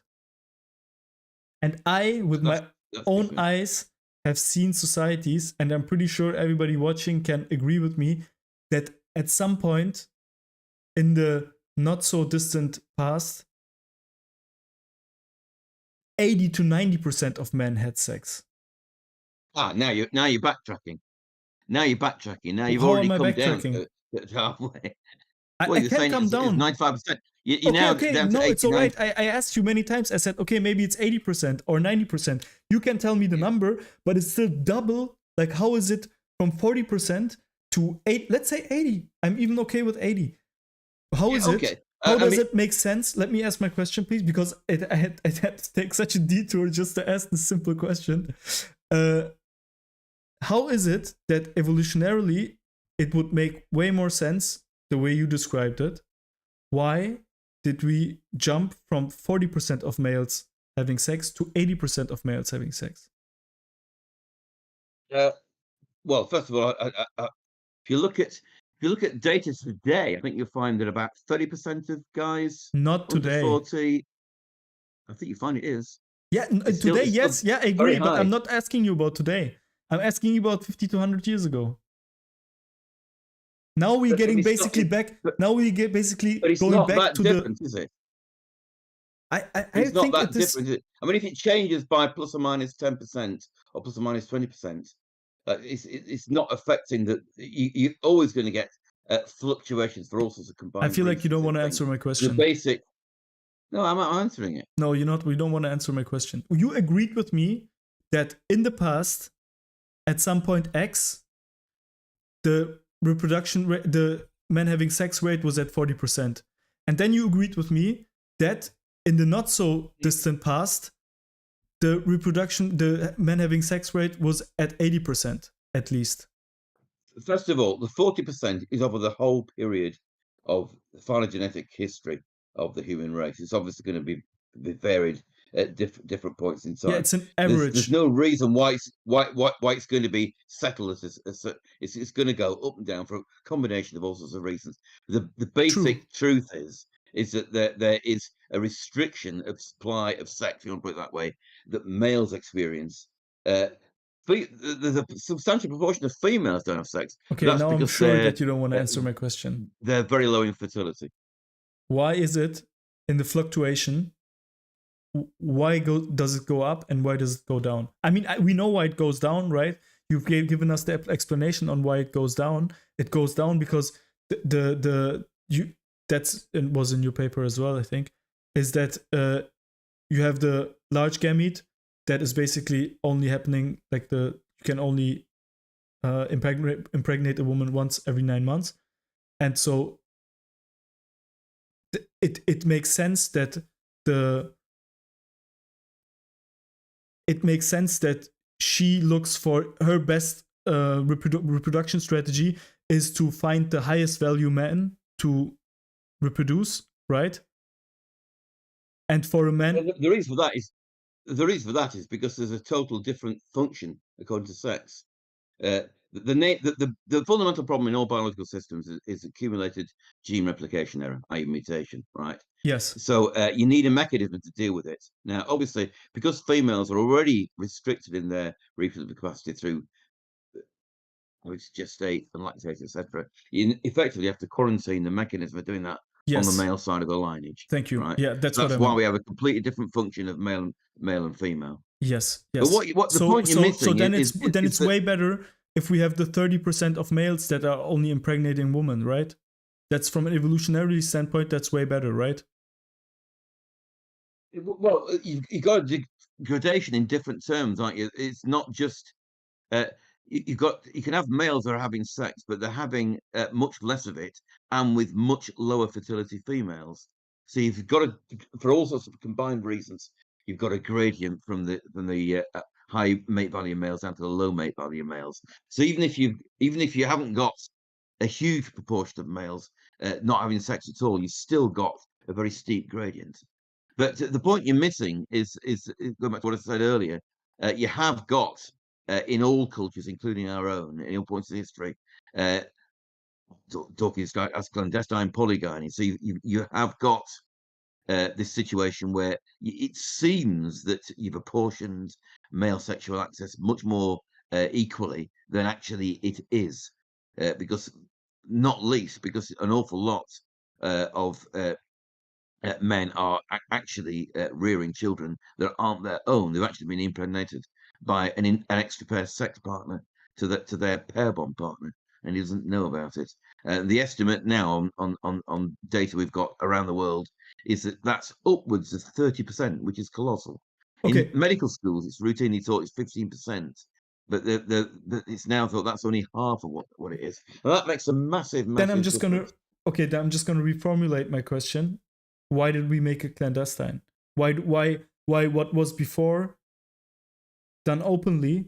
Why at some point in history did it become clandestine for a man? Did it become socially punishable for a man to have multiple sex Well, partners?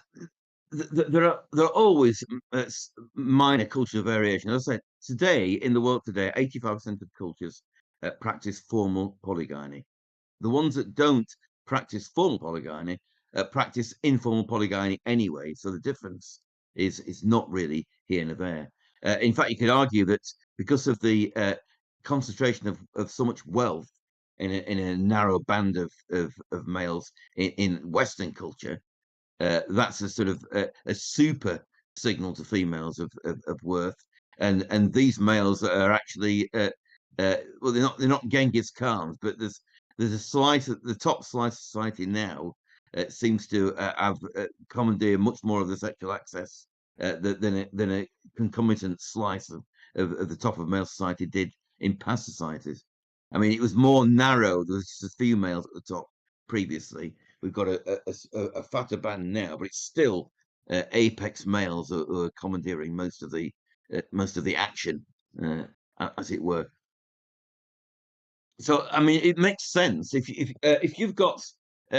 I'll concede you this: if you've got human sociality is what we call fission fusion. So we've always had a situation where you've got various sized bands of people clubbing together, and obviously with the advent of cities and technology, you can have much more fusion and fission. You can have large cities, and you could argue that's created a much more of a control problem for controlling, the big thing in society, as we talked about, male access to sex. So you could argue that it made sense culturally to water down formal polygyny, so that at least there was a semblance of more equality amongst males.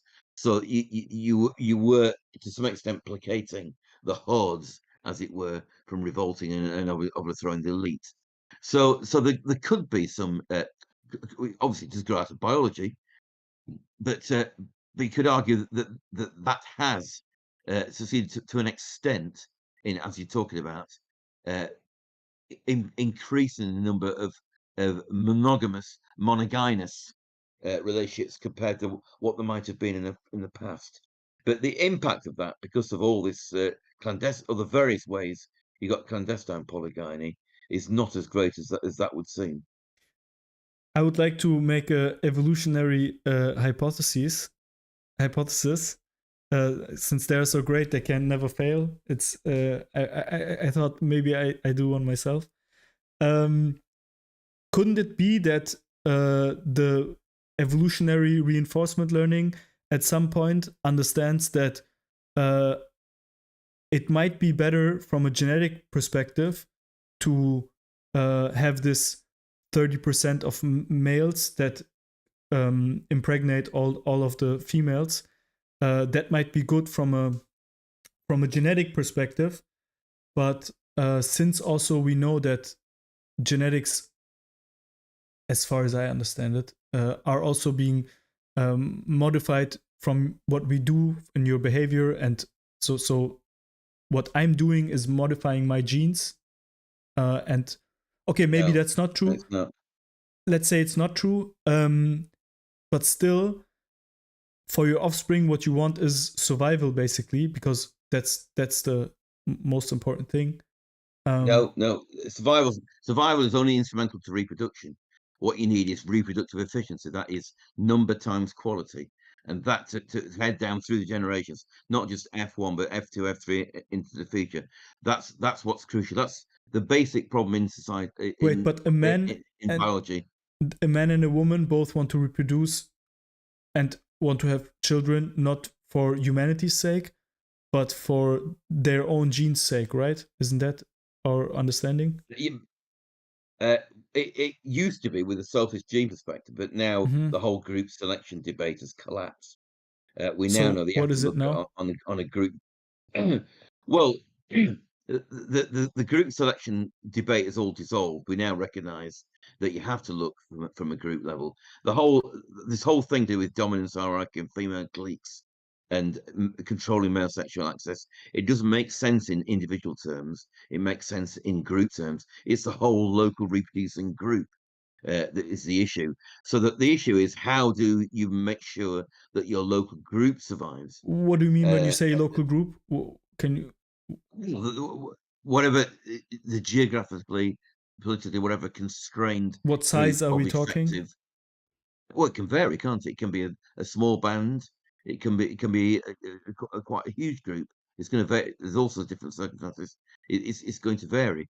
But the important thing is that group survives. Now, in Oh yeah, yeah, yeah. extremis, Okay, okay. when and so Sorry. in extremis, it could be that the environmental conditions are so serious that there is a major threat. The whole group's going to go extinct. What happens then is all you want is the alpha male and the queen bee of the top clique, just those two individuals to mate and produce the highest quality offspring in terms of quality times quantity, and use a minimum amount of resources in doing that. But because they are so much better in terms of genomic integrity than any other possible offspring, they are the best guarantee the group's going to survive. Now, obviously, that's an extremist. You can pull that down further down the group, so further proportions of the group actually do the same, but you restrict the bottom portions of your social group from reproducing at all. That will be optimum. What is not optimum is allowing all individuals everywhere to reproduce, because you're going to have that way. You do not ever purge from the gene pool deleterious genetic material. The whole name of the game in biology is to constantly battle to get rid of all this deleterious genetic material. And what's the reason then for it jumping from 40% to 80%? Well, first of all, as I say, I don't necessarily agree. This is Okay, monogamy so again. you You're not. disagree with that. You disagree that Uh, that at some point it was at 40% males having sex, and then at well, you another just said later point it was at 40%. 80%. You disagree with that. 40% is an average across the whole of human Okay, phylogenetic what was history. it? It's going to vary quite enormously in different cultures, different I mean, times in then it history, would be at even lower different than points. that, right? It would be 20%. Also, it could be a lot higher than that. It's going to vary. I've just Yeah, but the explained that. lower the better, right? Like if you go below a certain threshold, then obviously you can't go below because men can only impregnate so much women in a lifetime. But the lower you are, the better, right? Because you have a better selection. You've just have the top Well, 10%. right, okay. Yeah, Right, percentile. as I've argued in my paper, I mean, theoretically, you can argue that you should restrict reproduction just to the alpha male and the top queen bee, right, Yes. and exclude everybody else from reproduction. Now, No. No. that's not going to work because you're not going to get enough. You're not going to get enough. You need to produce quantity, not just quality. Yeah, You've that's what I got to mean. have Yeah. a fairly high. So you've got it in order to. Otherwise, you're going to lose out in competition to neighbouring groups. So you need to produce not just in quality but in quantity to an extent as well. There's a Yes. balancing act between quantity and quality. Yes. So you So need the quality. Otherwise, you risk destroying the whole gene pool if you yes. can't eliminate accumulated gene replication error Yes. by a large proportion of males being Okay. prevented from reproduction, Okay. you're going to be in trouble. But you do need a high proportion. Let's imagine aliens come to our world and want to breed us. They would just take the biggest chat alpha male, right? They would take every day, they would take the maximum amount of sperm they can get from him, and then they would put it into all of the the highest quality, most fertile woman they can find on the planet, right? And then they would do this, and then but then they don't, like you said, they don't only want quality, they also want quantity, right? So because Yeah. so what do they do next? They take the second best high quality alpha chat, and then they go on with that, and at some point, okay, they come to a limit, wherever that limit is, but it's not, that limit is not at like 50% or 60%. It's probably because the discrepancy between the woman getting pregnant once every 9 months and a man basically being able to come five times a day, that discrepancy is so high that wouldn't allow for an optimal breeding mechanism. If all of a sudden 50% of males are being milked every day, that would not make any sense, right? It would probably be maximum 20% of, I didn't do the calculation, but we could probably do the calculation, and then we would not end up with like 50% of males being milked every day.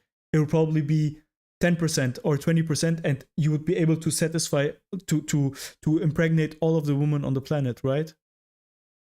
Yeah, but going back to So and then going back to going back to the 40% thing, can you which is just say average. yes or no, and then I can, because I'm not done.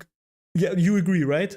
There will be like 15%, 20% of men being milked every day, and all of the women on the world would be pregnant. Okay, and Yeah. then all of a sudden, we look at this alien species, and then they start milking 60 to 70% of men, or 80% of men, and with that impregnating all women. And then we're like, why the fuck are they doing that? And that's the question I'm asking. That's what I'm not getting. Because I agree with your theories. I agree with that it makes more sense in a genetical way, but there is this question mark of why all of a sudden 70 to 80% of men are able to reproduce.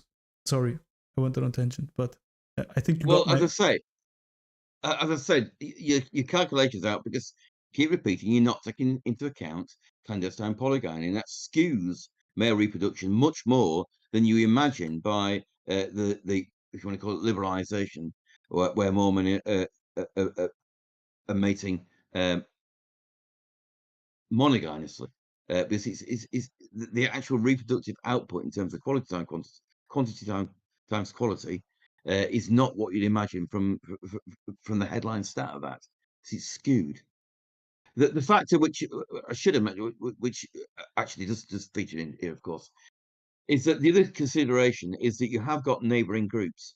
Now, if you do go through some sort of technological revolution, obviously farming comes in here, and you're able to actually have cities, then you do need to reproduce in number as well as quality, because otherwise you're going to be outcompeted by a neighbouring city group just through sheer numbers. So that could factor into why, although you've got an average, we don't know over the phylogenetic history when it dipped down and when it went up, but so that could factor into what you're saying, that you have got effective larger proportion of males But it's reproducing not for about that number. reason. It's not about number, because with 20% of males, we can already impregnate all of the women on the planet. No, it is about, if you're talking about conflict between neighbouring groups. If you've suddenly got a problem where you need a sizable population, because the carrying capacity of your local environment is much bigger because you're farming it rather than just hunter gathering.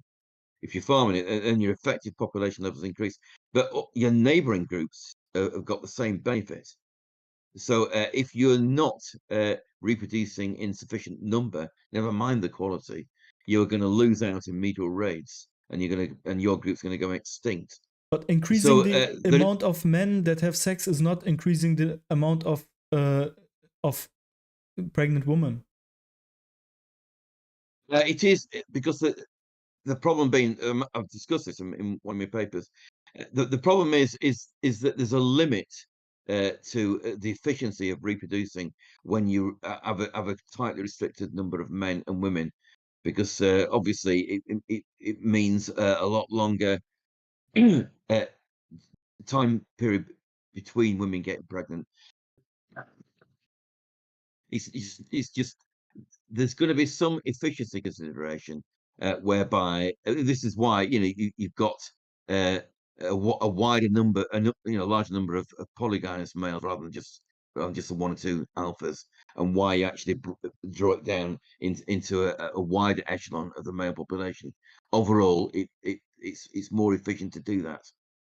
From the women's point of view, in that they can much more easily, more frequently. It's a trade-off, between quantity and quality. Obviously, there's not much point totally focusing on quality if you've got no quantity of your offspring. You need to have both. You're gonna make me a master of agreeing to disagree. Well, okay. It seems to be pretty obvious. Incels, right? Which I don't know. I've looked into a bit, but I don't know much about. Mm-hmm. But I sympathise with them, certainly up to a degree. I mean, I'm someone who's always had difficulty forming long-term relationships, but that's probably because I'm a bit of a geek, and I'm probably a bit Asperger type thing. So I'm part of this segment of the male population that's destined to reproductive oblivion. I'm not aware of any children I've got.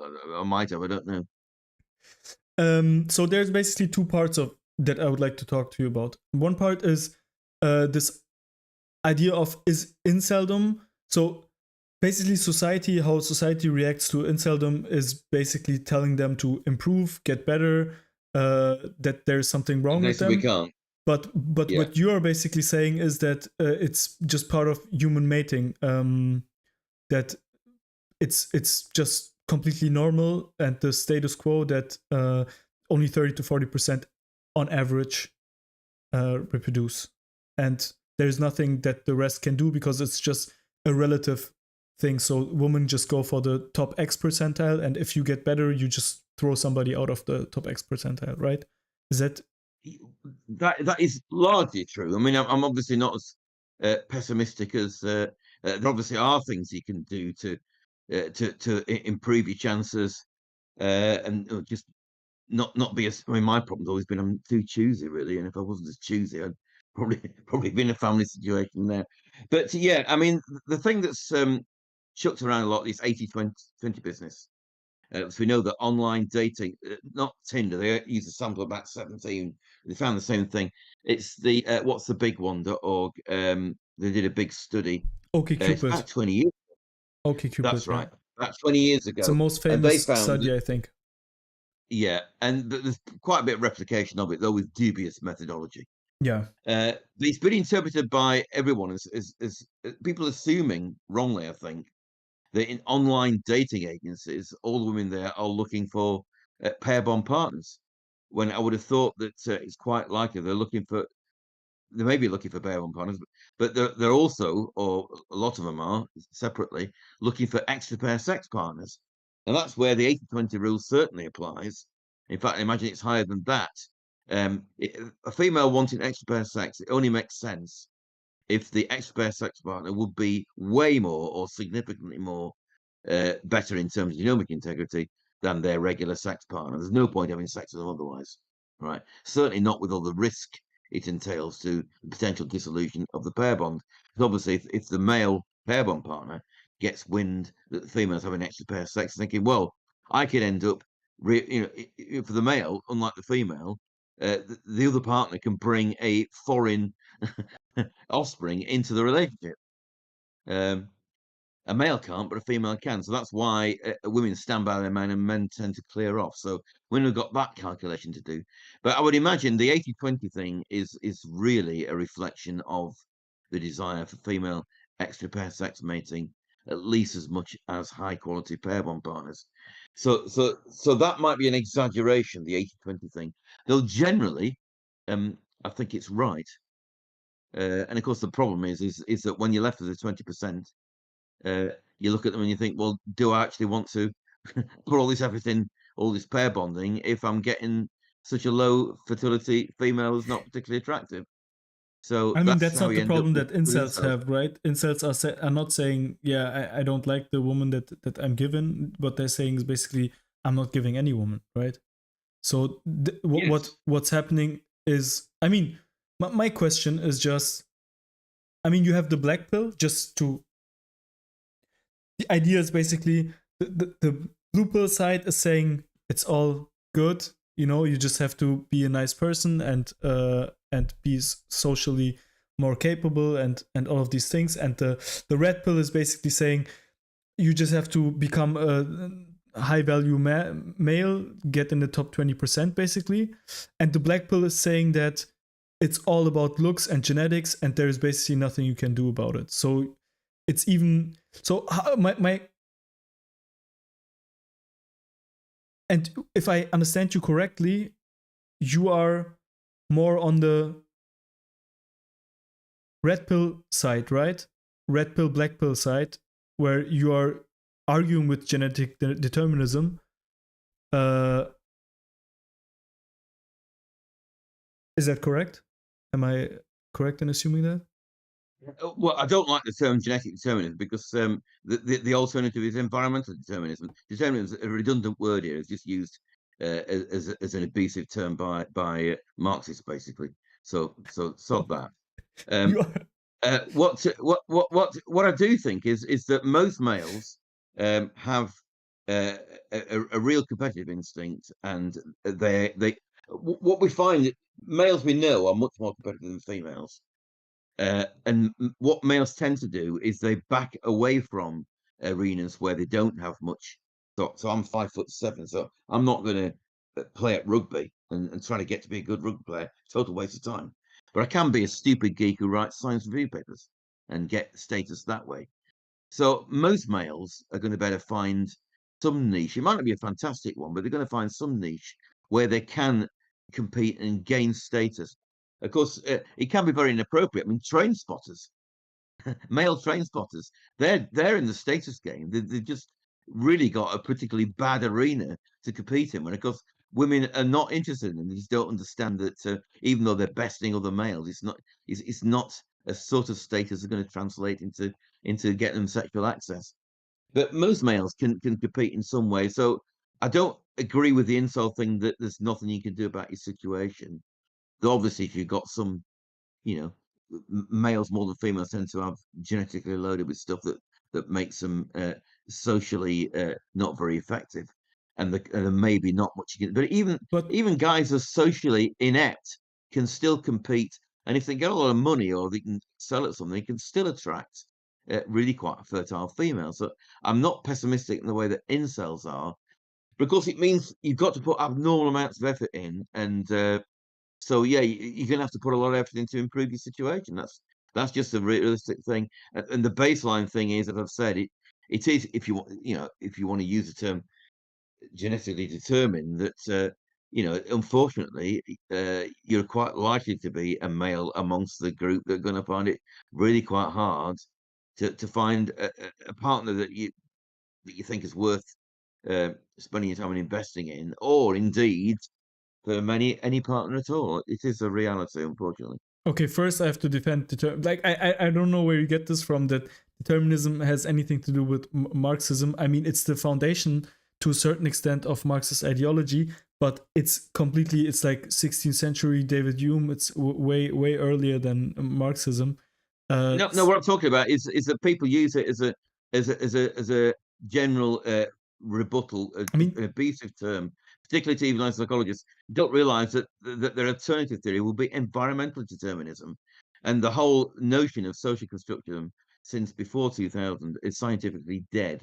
The whole basis of trying to argue that social constructivism just does not wash in science anymore.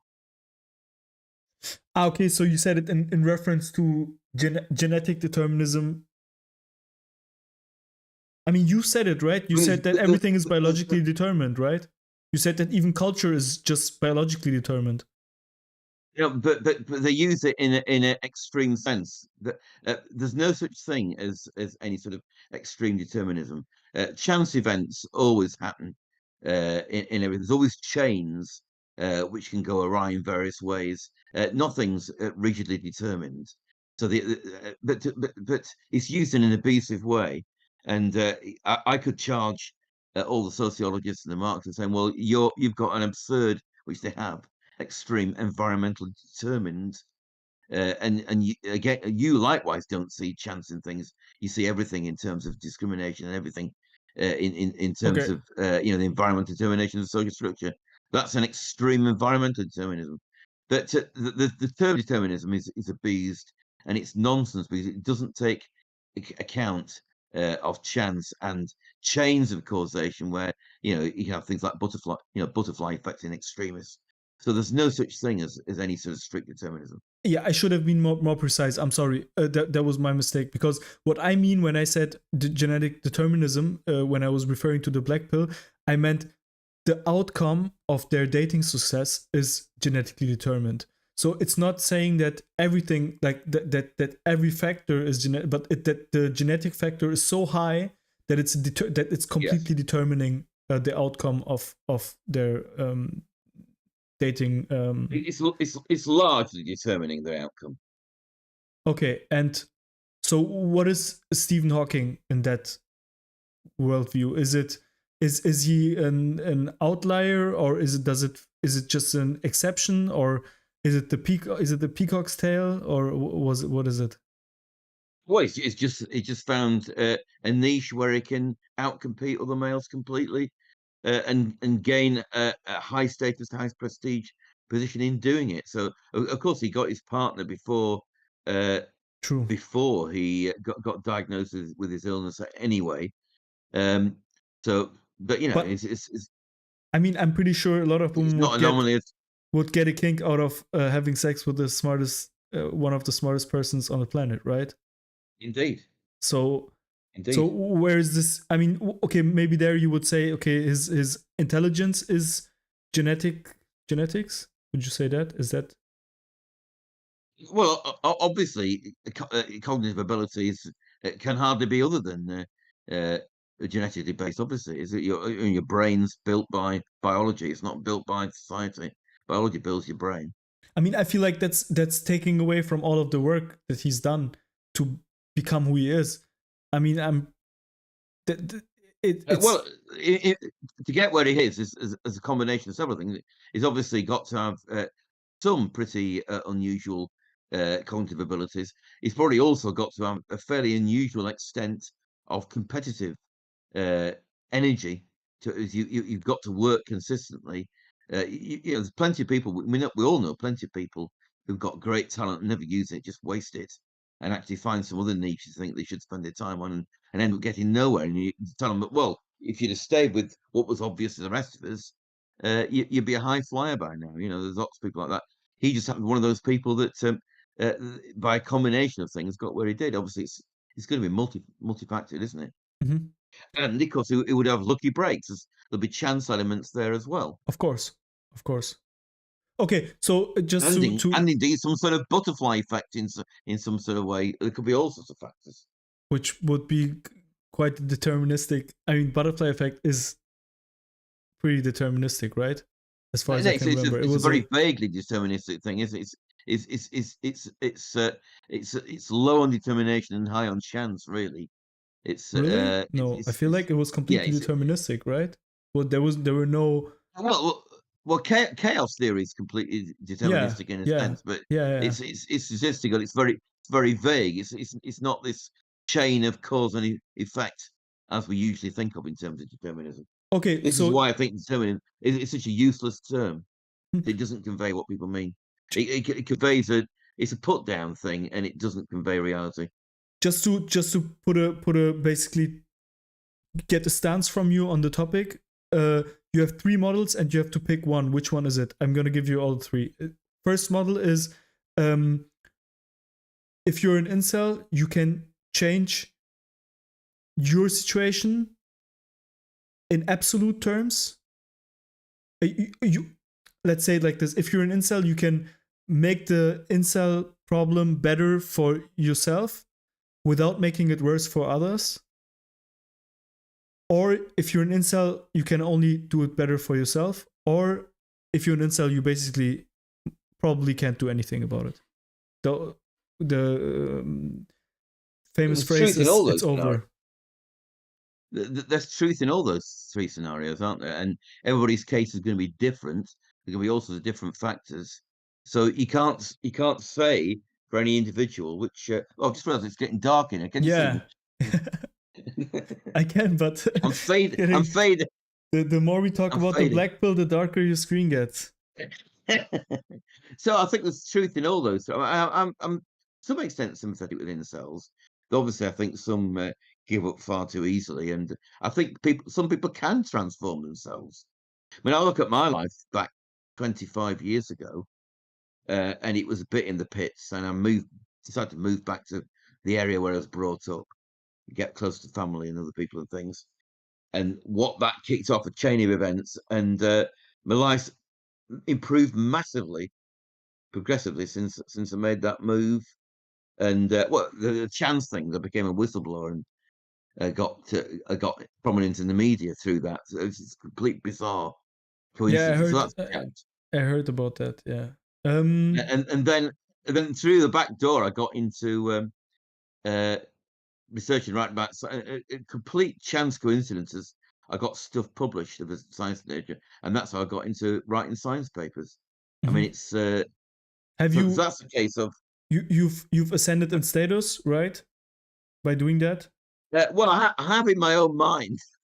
I mean, Yeah. other people may think I'm still in the gutter. I don't know, Hmm. but So all that counts really, I think, is how you feel in you. I feel great in myself. I've got I write a science paper. I'm also a songwriter. I write lots and I go around performing songs.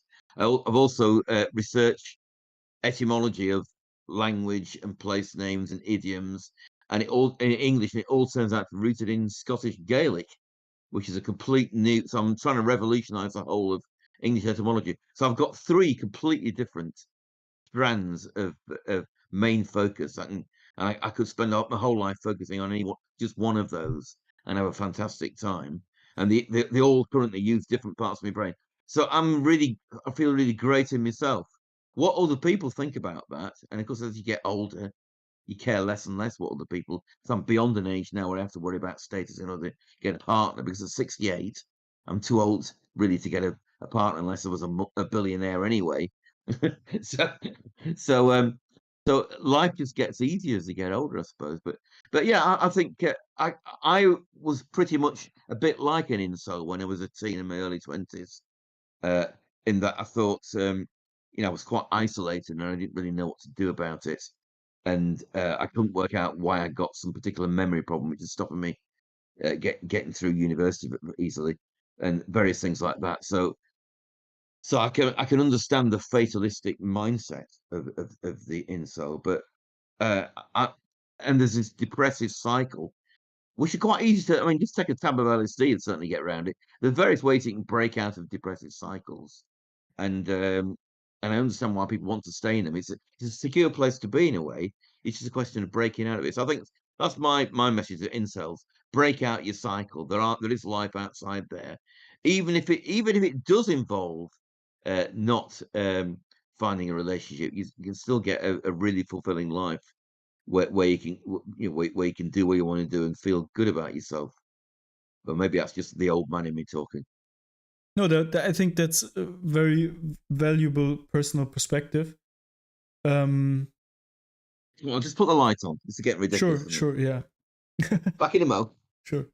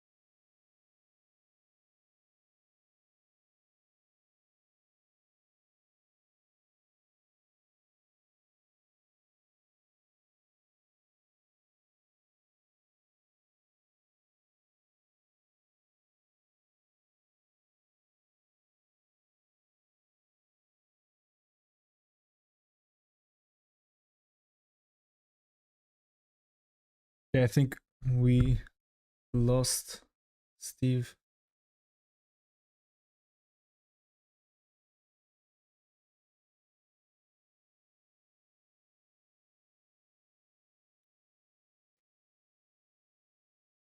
Let's see if he comes back. I'm pretty sure he comes back.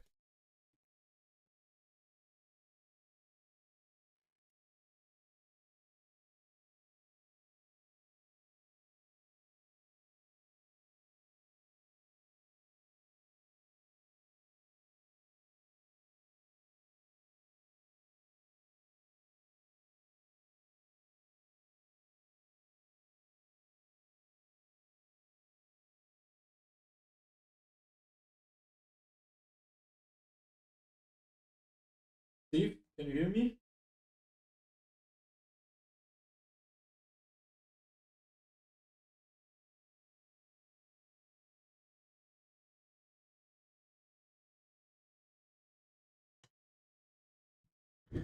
Hello, hello.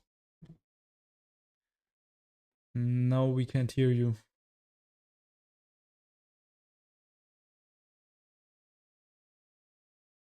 We can't hear you. Okay, I'm gonna let you fix your mic the way you did it before. And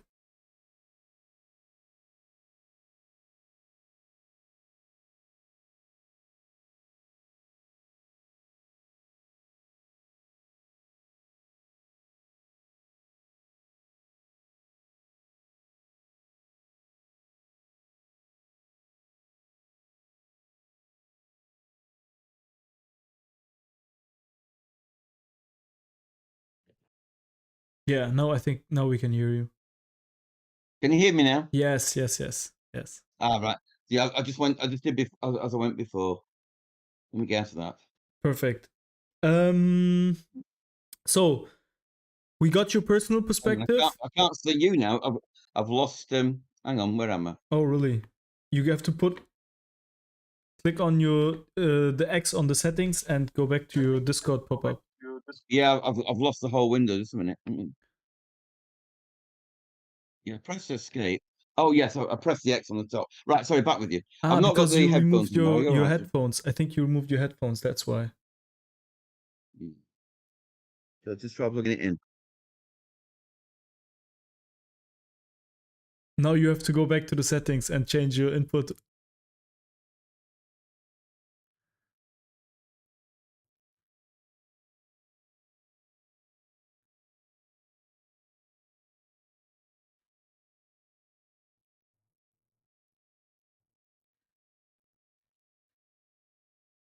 Okay, wait, let me check chat while you're at it, where you're working.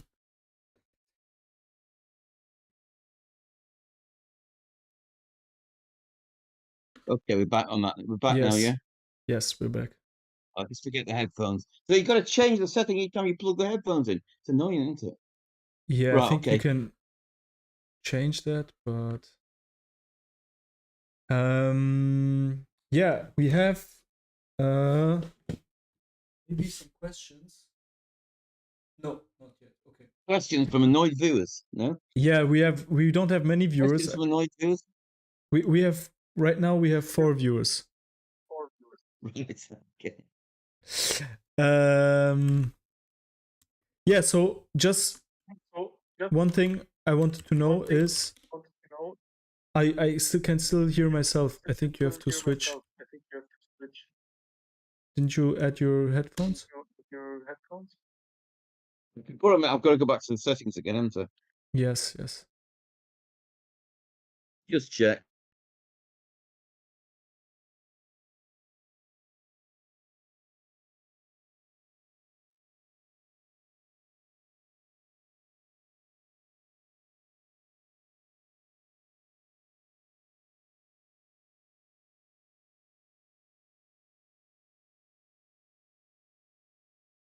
Okay. Okay, perfect. Okay. Yes, Yeah, yes, right. yes. Yeah, so you gave your personal perspective on inceldom, and I definitely agree with most of what you said, but I feel like this whole thing, this 80-20 rule that you also seem to think is correct, but only Up to in up to a degree. I think it's exaggerated, and it's it's not about partnership. It's more to do with extra sex to go on. Yes, but this idea of top X percentile men, I think, I mean, no one is able to really see what the top X percentile of men is, right? Directly. There is just clues that we get from certain, I mean, which car you're driving, your looks, and so there is certain clues that you get that you have basically, and if you just increase those clues, you're basically perceived within the 20% and without directly throwing anybody else out of the top 20%. Do you know what I mean? Well, you will display. It's a zero-sum game, so you will Probably, yeah, display. to a certain extent, not directly, So but obviously the thing is height. So if you're 6 foot above, that's a fantastic start. Facial attraction to an extent, income, uh, position in society through what you've inherited, your educational qualifications, the career line you're on. All these things all factor in. yes. So by getting better and all of these things, I mean, there's obviously immutable characteristics like height, and I mean, even now even you can even fix your height, right? So that's right. You can extend your legs. yes, but I mean, Not bad. Not a bad idea. For incels, this is what you should do. Get your legs extended. I definitely disagree. Don't do that. It's not. It's yeah. I don't know. It looks painful. Painful. It's painful, and also I don't know. I've already given my opinions on this in past streams, but in general, I think that for men, looks and physical things are very small compared to women.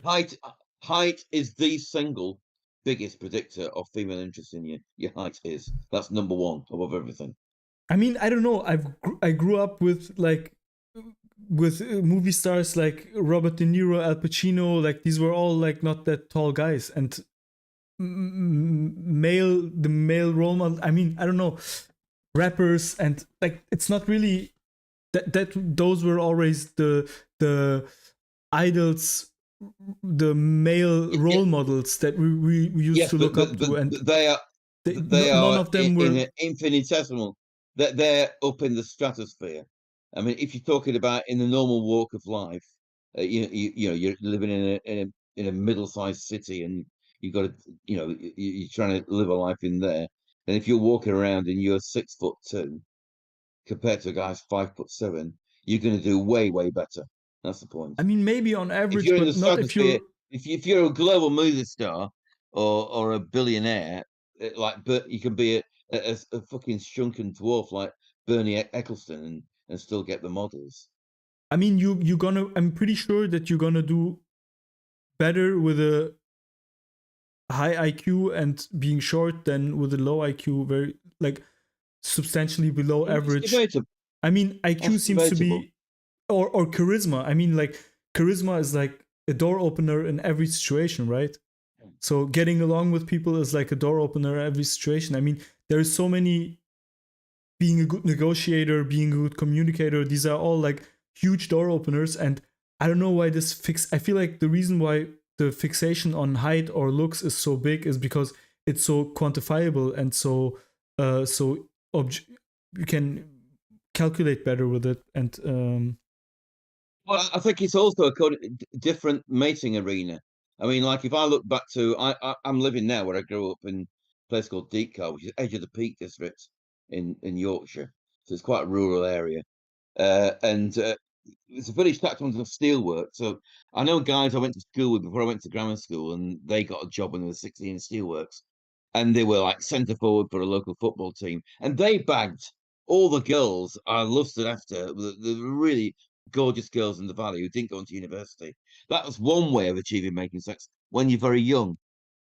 The rest of us in the science set all went to university, bidding for status to get women that way. And some of us succeeded, some of us didn't. but It's a totally different mating arena. So if you're physically strong, good looking, and tall, and in the former thing, when you stay local and bag your female, when she's about 16, when you just started on shift work at the steelworks, you can bag a real beauty that way. Probably more beautiful than anything you're going to find at university. okay, I'm gonna tell you in my opinion, the most underrated factor. It's not height. It's not none of those things. It's just pure access. For example, I mean, I used to work like for I think 7 to 8 years as a bartender, and in nightlife you have these event managers. It's like insane.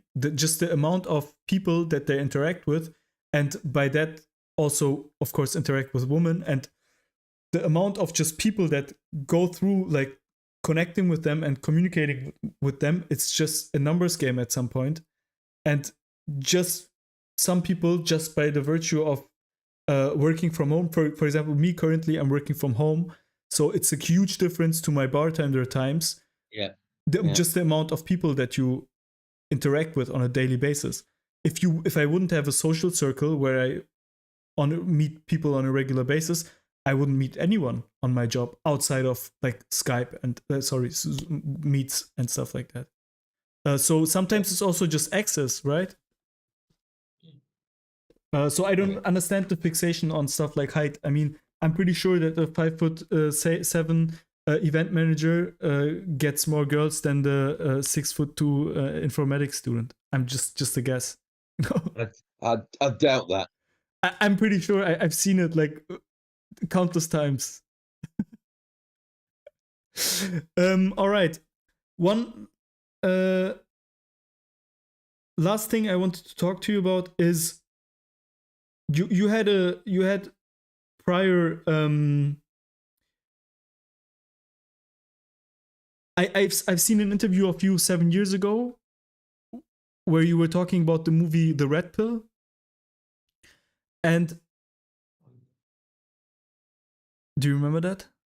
It has been uploaded like 7 years ago. A while ago. That would be the London event, wouldn't it? I think. Can't remember. Maybe. So basically, back in the day, at some point, it seems to me that at some point you decided not to be an ideologue and to be a truth seeker. That's what you said in the last, I think, like 2 years ago in the Honey Badgers podcast. But to me, it sounds like you're still very much of an ideologue. I mean, you're constantly bashing feminism. I mean, it could be because you're just anti-ideology, so that's why you're bashing. That's exactly it. I mean, I've never had much of an ideology anyway. I mean, I was an activist for the Liberal Democrat Party here, which is like a sort of midway, and I fell out with them over things like immigration in the EU and things. And I came to the conclusion I just wasn't interested in any ideology. And I don't believe in free markets. I think they're all rigged. So I don't have any particular conservative viewpoints. I'm not anti the idea of radical moves when they're needed, but there needs to be a very good reason for them. But what I hate the left because they hate us, they hate ordinary people. The foundation of leftism, basically, is people who either struggle to gain status or can't be asked to put the effort to gain status, and it's a feint to gain status by pretending they're not seeking it, and they just project their status seeking onto other people and regard everybody else as arseholes. That's basically what leftism is. It's Can thoroughly you despicable. can you understand how it really is hard for me to believe that you're not an ideologue when you say stuff like that? Yeah, I'm an anti-ideologue. Yeah, but I that don't would like mean, any form of ideology. yeah, but you seem to have a particular hatred towards the left, and that Because they hate us. So the history of this is, as I was going to outline, we didn't let me get into this before.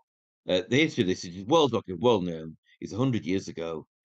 Central European Marxist intellectuals couldn't understand why the Western working class didn't revolt where the Ruskies did, and therefore they decided there's something wrong with the workers, and they thought that they were repressed. Freudian bollocks idea by capitalism. Capitalism is just a form of doing trade. It's nothing special about it at all, and that they men in turn oppress their families, and then they got the idea that you have to junk the working class as the vanguard of the revolution, and you need to take abstraction from the workers and elevate all those. wait, So a non-worker is a woman. It's a non-white. It's a non-heterosexual. So all these victim categories, the left don't care shit about them. They're just ways of attacking the people they hate. It's but the wait, most wait, despicable wait. ideology in history. So you can't understand. I mean, I'm not even. I mean, I think obviously think that you're wrong, but uh, Well, that's what leftism is. yeah. It's okay. That's I understand that you think that, but doesn't that Doesn't mean all left. Doesn't mean that obviously wait? I'm not a lot disagreeing of with. people. I don't Yeah, want to disagree with you on that. I want to disagree with you on you claiming that you're anti-ideology when clearly you have a pretty strict agenda, which is anti-left, which is okay. But I think we should just that's recognize that. anti-ideology. Yeah. Yeah, but you're not anti-ideology against all ideologies in the same way. You're not as But I'm against. I'm against the idea that markets no. are free. It's You're not conservative. you're not It's only just against nonsense. you're not only against leftism because it's an ideology. You also have a problem with the ideology itself. It's evil because it's Yeah, fucking yeah, evil. but That's that why. makes you an Yeah. ideologue. I mean, No, it's it one doesn't. thing. Yeah, yeah, it is. It's like This is itself. This is a left idea. The left idea is ideologies everywhere. It's wait, don't nonsense. get into that, Ideology is please, not everywhere. please. Do you understand the difference between me saying, "Okay, I want silence," and me saying, "I don't like what you're singing"? There is a big difference between these two. If I say, "I just want silence," I don't care what you're singing, then I could believe that person just wants silence. But if at the same time I'm constantly saying how much I hate what you're singing, then I'm like, okay, maybe it's not about the silence. Maybe it's about you hating what I'm singing, right? I'm And hating it because it's hateful. yeah, I'm not hating it because then I've you got don't some want weird form of hate silence. in me. Then it's I object to people who are hateful. yeah, but then you're not an anti-ideologue. Then you're an ideologue yourself, which is okay. I'm not. There's no ideology at all in opposing nastiness. How can you That's not oppose ideology. how can you oppose the content of leftist ideology without having an ideology yourself? You could be against having an ideology. You know, that notion is itself a leftist ideology. What? Nobody else assumes that everybody else has got an ideology. Only people on the left do. You know what what is an ideology to you? It's a system of thought which doesn't have much anchor in reality. It's a very, very one side. So it packs into one aspect of human nature and disregards others.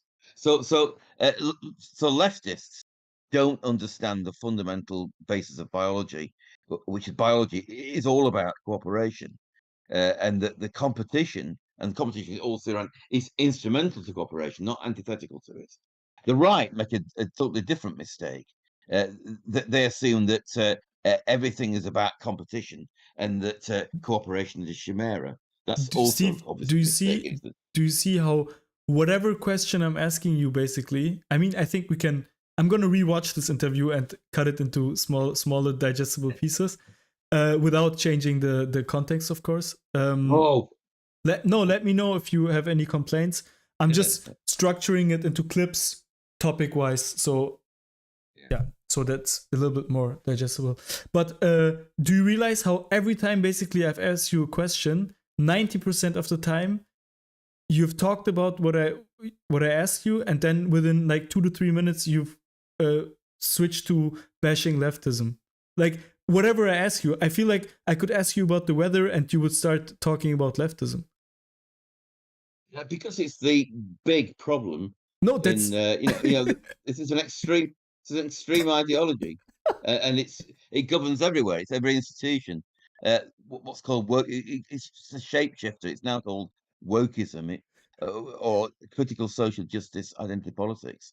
It's all about, I say, it's rooted and develops and manifests as just hating people. It's nothing whatsoever. It's completely destructive. There's no constructive element to it whatsoever. It's appalling. I should have known that the answer to that question would also contain bashing the left. Yeah, don't you think that's? I mean, it's impossible for me to believe someone that they say that they're not an ideologue if every answer is about ideology.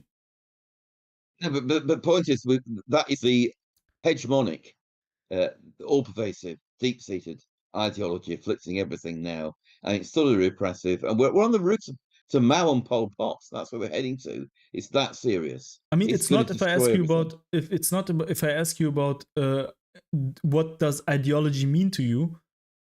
What is the meaning of ideology?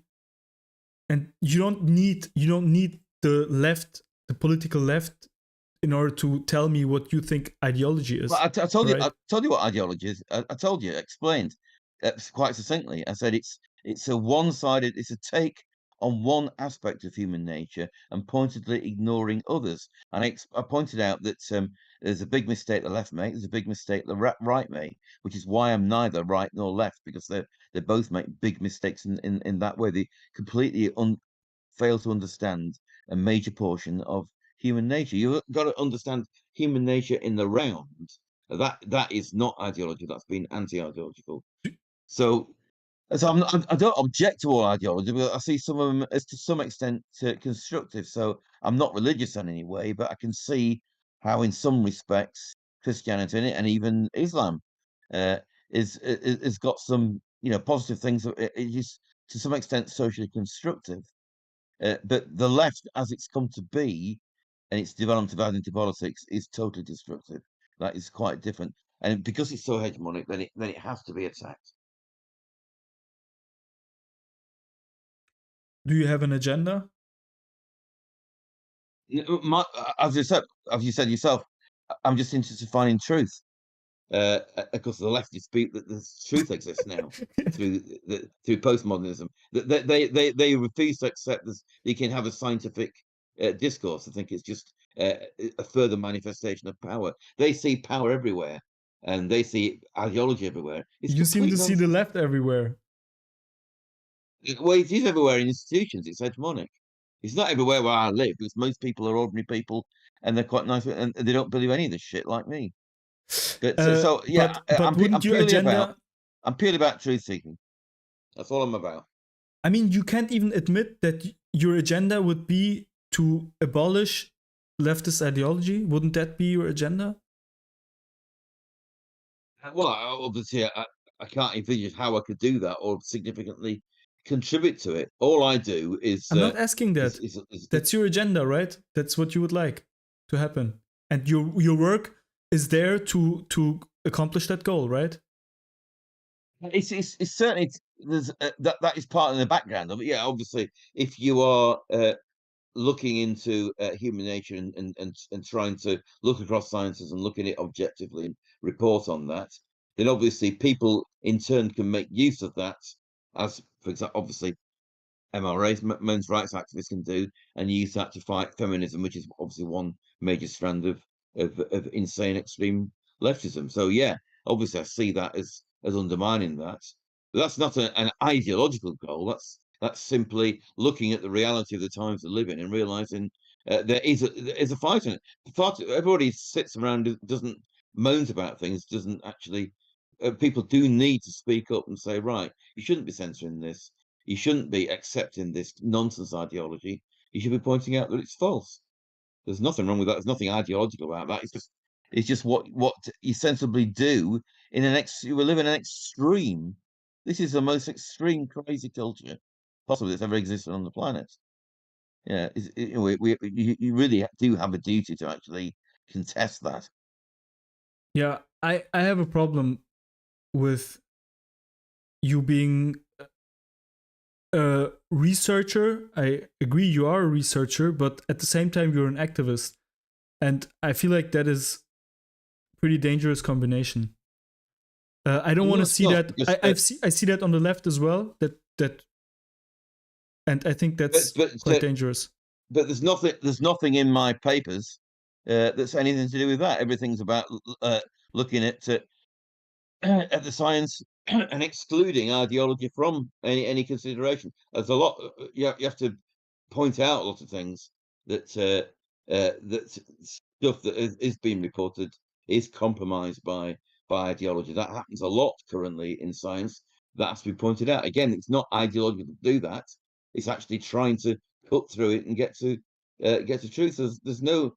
I mean, I'm not involved in politics directly. I've been there, done that, as I was an activist for the Liberal Democrats for 20 years, and I've been there, done that. So I don't want to get actively involved in politics, and I don't want to particularly be on. I've not. People have asked me to be at men's events, and I've done the odd one, but I don't seek them out. I'm much more interested in the science. After writing The Woman Racket, I realised that I was much more interested in the science than the politics. Politics was very, very much in the background compared to the science. And all scientists have some sort of beliefs. Quite a lot like me are anti-ideological generally through having grown up with various ideologies. A lot are on the left, few on the right. Quite a number of scientists are disproportionately religious. Because they understand that science only provides answers back to some sort of proximal causation. The really big questions science can never answer. Like what came before time, what's outside the edge of the universe. These are just don't make sense even as questions. We'll never be able to answer, and the humility of that is why so many scientists are religious. But I don't join them. I'm not anti-religious. But I think religion actually ultimately, comes to what Dawkins says, is a way of dealing with the fact that you haven't got answers to the basic questions. I think that's what religion contemporarily is. So it's quite laudable to have a religious position if you're coming from it from that point of view. So I would say that's not really ideological, though you could argue that, of course, is ideology. But I do not have I've examined myself closely over 2-3 decades now. There is nothing in me which is ideological at all. There's no belief anywhere in an ideology, unless, of course, like the left assume that science itself is ideological, which because it isn't. I will call this stream "Agree to Disagree." So you think science is an ideology? No, I think that you are an activist and an ideologue, and I don't. I think science shouldn't. So what? I mean, I think so that what is my ideology then? I already told you. Wait. I think that every scientist brings their own biases. Every scientist is also a person. You can never eliminate everything. Yeah, that's what I say. Yeah, but you can. But I have no ideological principle. So name me one ideological principle that I have. That's what I said. Your ideological principle is being against the opposite of everything that the left wants. That's basically your ideological principle. That's not an ideological position. I've not yet known what you're in favor of, but I'm pretty sure I have an okay idea of what your odds of society would be. What you would like for society to look like. That's your ideology. And the reason why I'm saying that you're not I already explained it to you. Basically, it's like that. You could just be against the left because you're against ideology and you feel like the left has so much power and their ideology takes up so much space. I would understand that. And there is people like that. I even know people like that are just saying, leave me alone with your ideology. I don't want to hear about it. Just let's focus on the science. Let's just focus on the facts. But it's evil. It has to be opposed. You Wait, can't just wait, stand wait. by. You're It has going to be on. No, opposed. no, no, no. Wait. But you're not saying that. You're not saying shut up. You're saying what you're saying is ugly, or what you're saying is It's wrong. not. No, I'm saying leftism in how it's developed now is a positive major evil, and Yeah, if you you're sit by and saying do it's nothing, bad. it will get worse. You're saying So leftism you is have to bad. oppose it. You're saying leftism is bad beyond just being an ideology, right? So No, it's bad because it's an conservatism, ideology. leftism is an ideology, correct? Conservatism is an ideology, correct? Nationalism is an ideology, correct? So these are all ideologies. Well, But you are. there can be and there can and can't be. There certainly are some forms of nationalism and some forms of conservatism that are ideologies, but there are other forms that aren't ideologies. Okay, then we have a just completely different. I mean, that's why I asked you what ideology, what your definition of ideology is. You said it's a concept of ideas, and then you said yeah, and the left. but I mean that's I think your understanding of ideology has already bad and evil baked into it, and I don't think that most people would agree with that. I certainly Well, don't. it doesn't matter whether. I mean, if you look objectively at what's going on and the basis of it and development of it and manifestation of it, clearly it's appalling.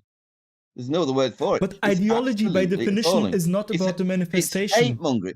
It's hate No, but mongering we are not talking about. against ordinary people. Steve, do you realize that we are not talking about any concrete ideology right now? We're just talking about the word ideology, and you should be able to look at the word ideology detached from any specific ideology. Correct? Well, I've done for the third time. I'll say again, Yeah. ideology. The problem with ideology, what it is, and the problem with it, uh, is it's a partial take on the world, how it works, and human nature.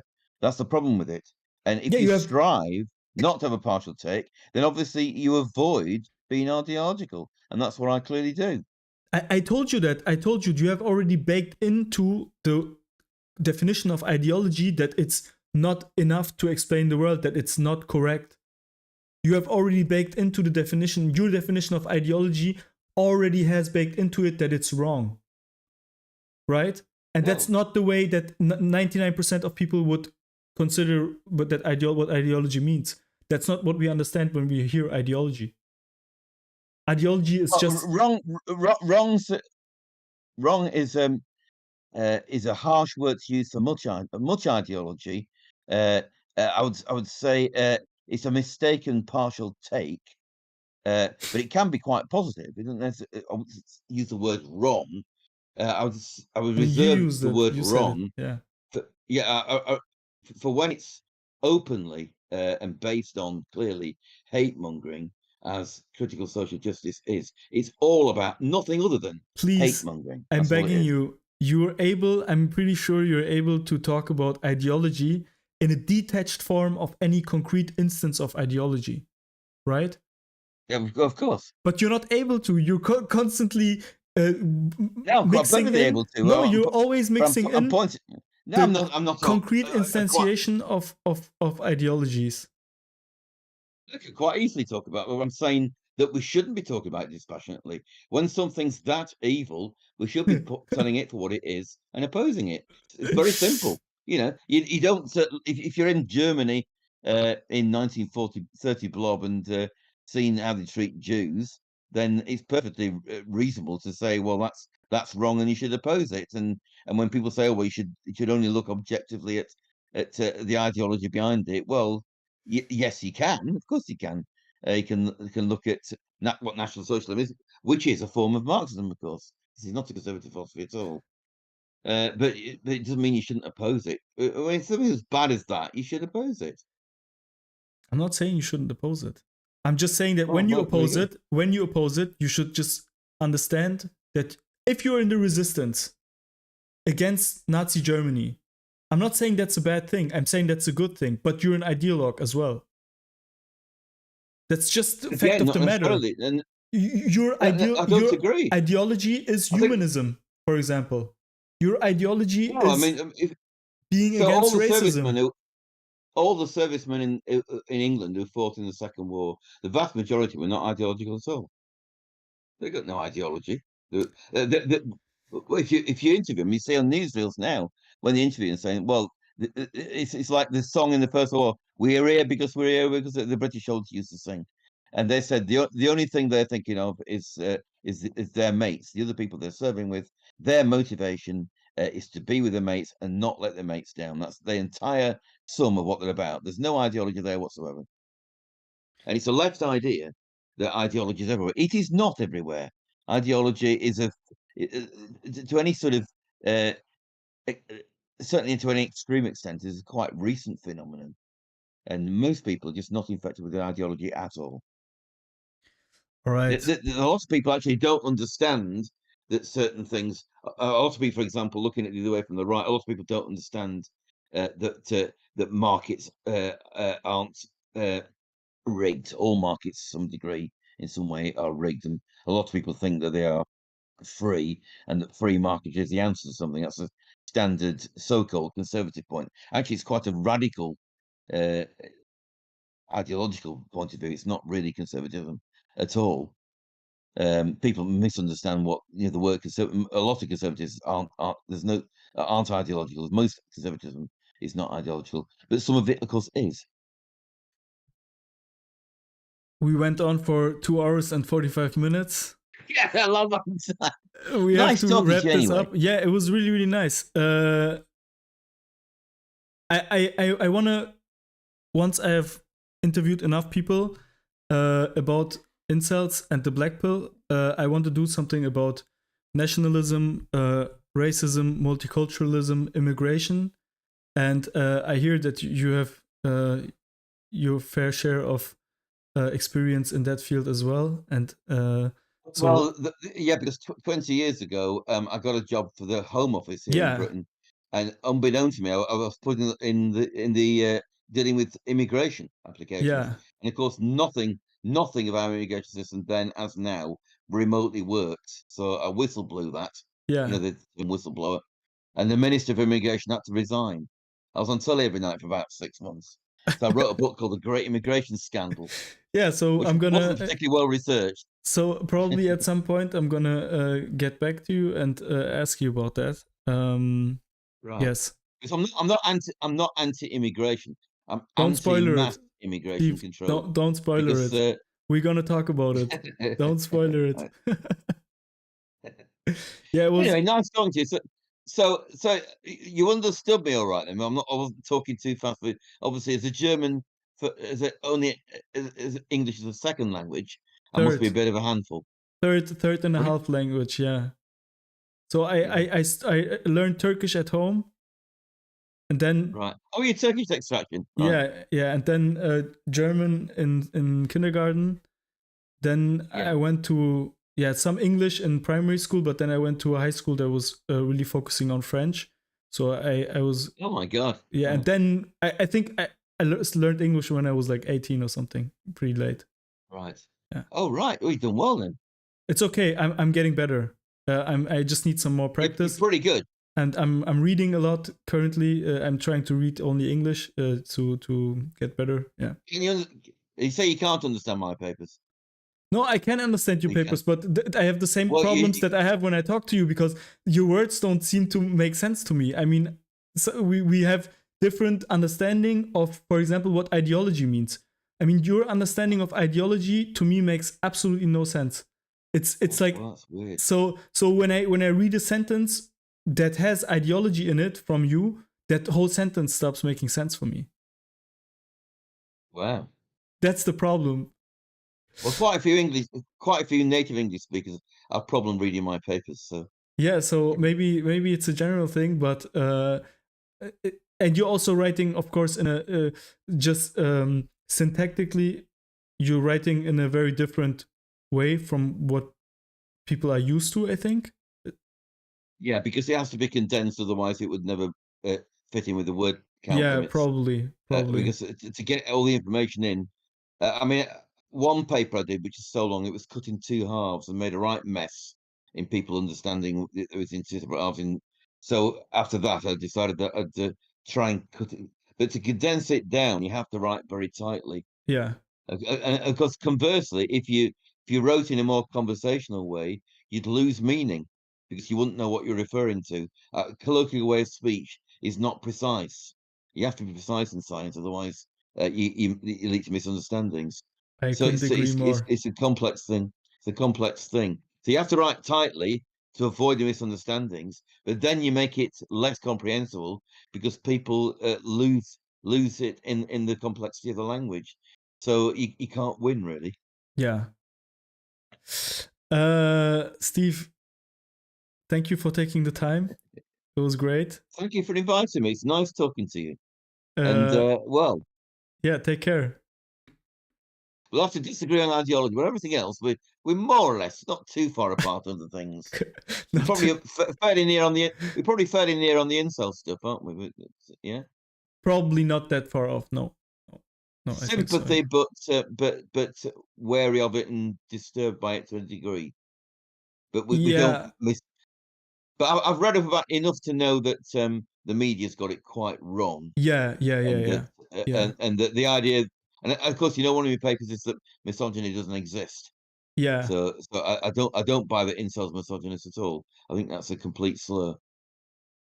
I mean, yeah, that Although depends on of what course, what you mean yeah, by yeah, misogyny, because but yeah, the the feminist definition, which of course the previous meaning was which was used as a generic term for both sexes actually, because there wasn't a term for the in the other direction. But basically, in common usage, is the idea that a small minority of people of both sexes, through uh, a portion of their lifetime and a series of failed romances, wait, have a wait, wait. disdain for the opposite If you want sex. to have a chat about misogyny, just give me one quick moment. I'll be right back. Right.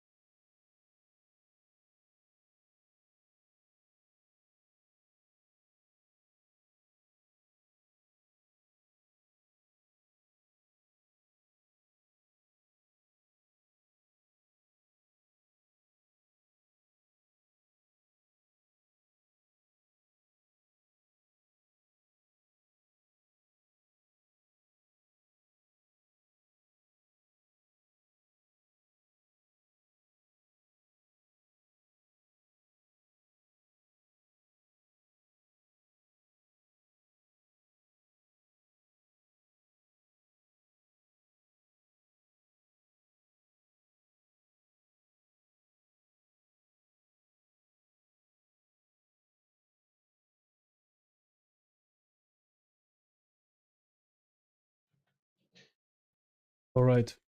Sorry, I had to go to the bathroom.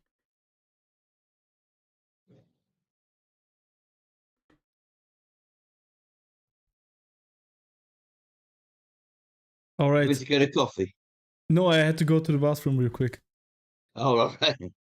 Okay, so yeah, actually, that was a point on my list. That's why, if you already opened the subject, we can have a quick talk on misogyny. I mean, I feel like the way you understand misogyny again is somehow the way the left uses the word racism. It seems to always incorporate some systemic component to it. So I would definitely say that there is misogynistic tendencies within incel forums. Well, there may be, but that's the old definition of. Sorry, I hear all right. That's the old definition. The old definition that everybody still adheres to is that a small minority of people have got an antipathy towards the opposite sex, both male and female, typically through a history of a succession of failed romances or some other semi-objective reason why they might have a downer on the opposite sex. Everybody accepts that happens, and there are always those people around. The definition in common usage now, the elite, the received opinion of it, is a totally different phenomenon which doesn't exist.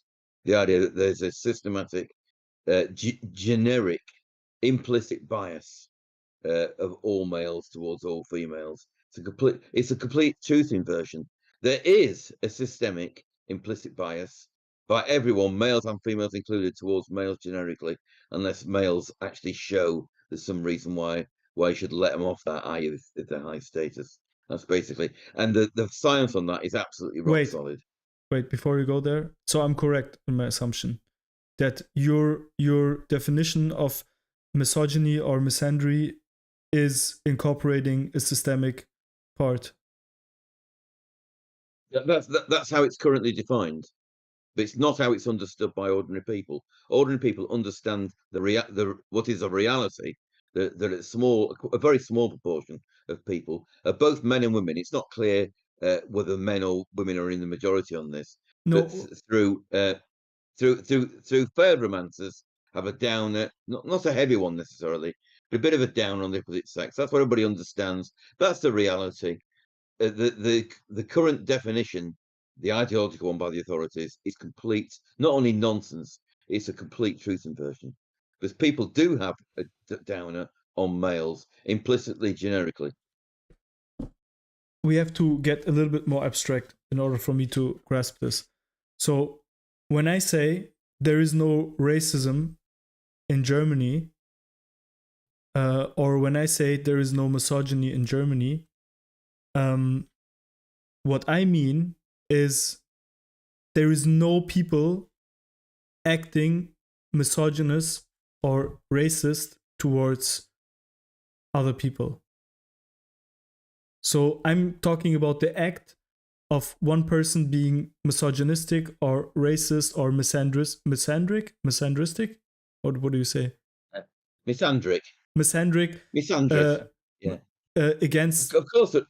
So yeah, of course, there's going to be individuals so who are that way. Yeah, but when you say misogyny, then you mean a systemic misogyny, right? Yeah, but I'm meaning both. I'm distinguishing. There's two usages. One, the common usage, which reflects reality, and the usage by the authorities and institutions, which doesn't reflect reality and is actual complete truth inversion. So which one is your definition? Neither of them are mine.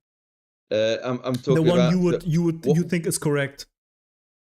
The common usage that which should have the corresponding misandric, but isn't, which is just people recognizing that a minority, and that will include some incels, obviously, a minority of individuals, they could be male or female, have an antipathy towards the other sex through their life experience, or that's what's assumed. Obviously, we don't really know. But this is a small minority of people. That is not how the word's bandied about now. People have forgotten that usage. People use it around ordinary people where I live, use it that way.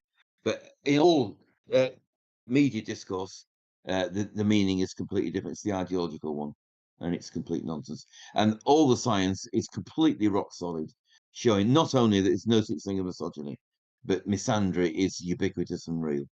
Do you And it's think more by that women than by men.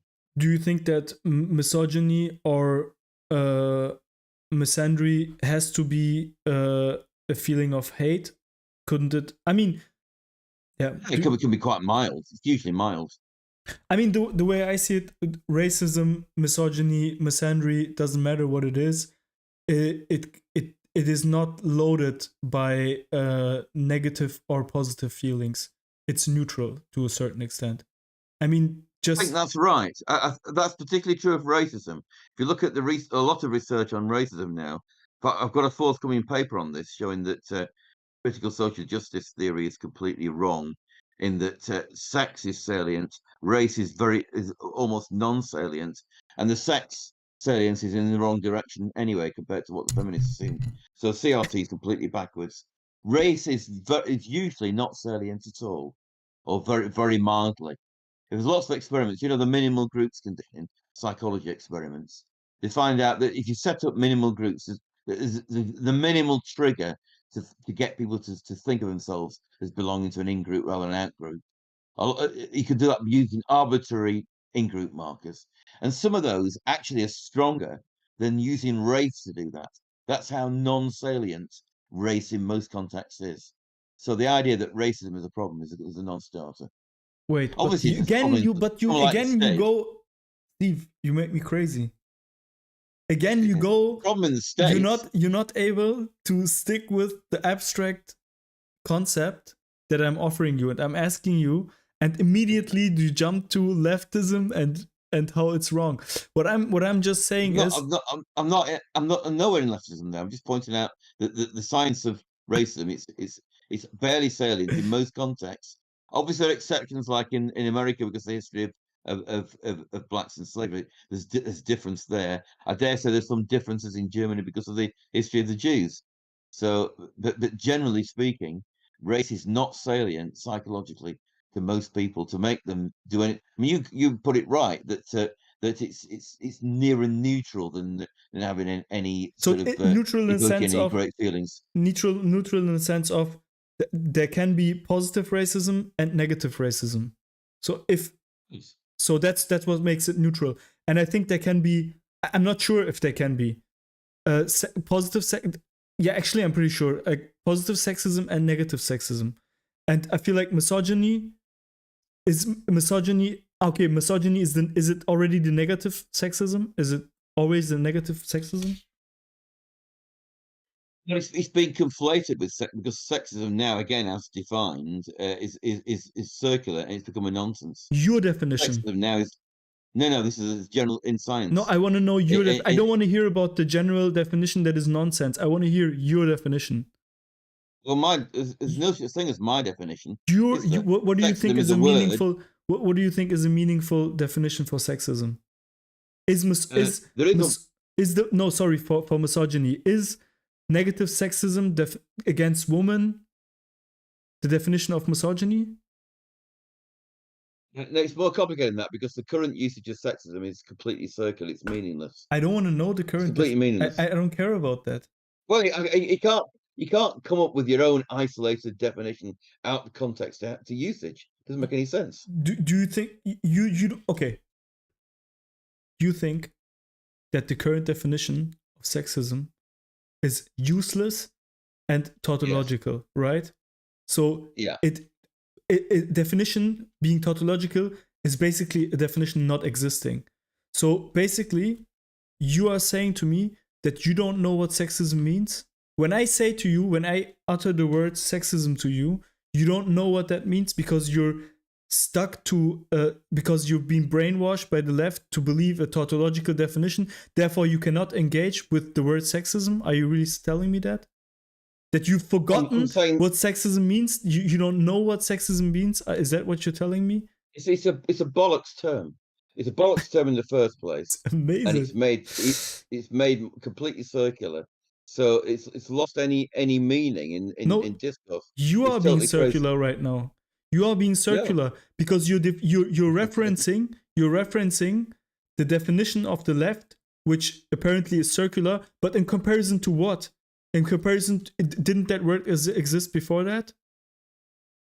Yeah, but it's hegemonic. It's everywhere. Has it been invented by the left?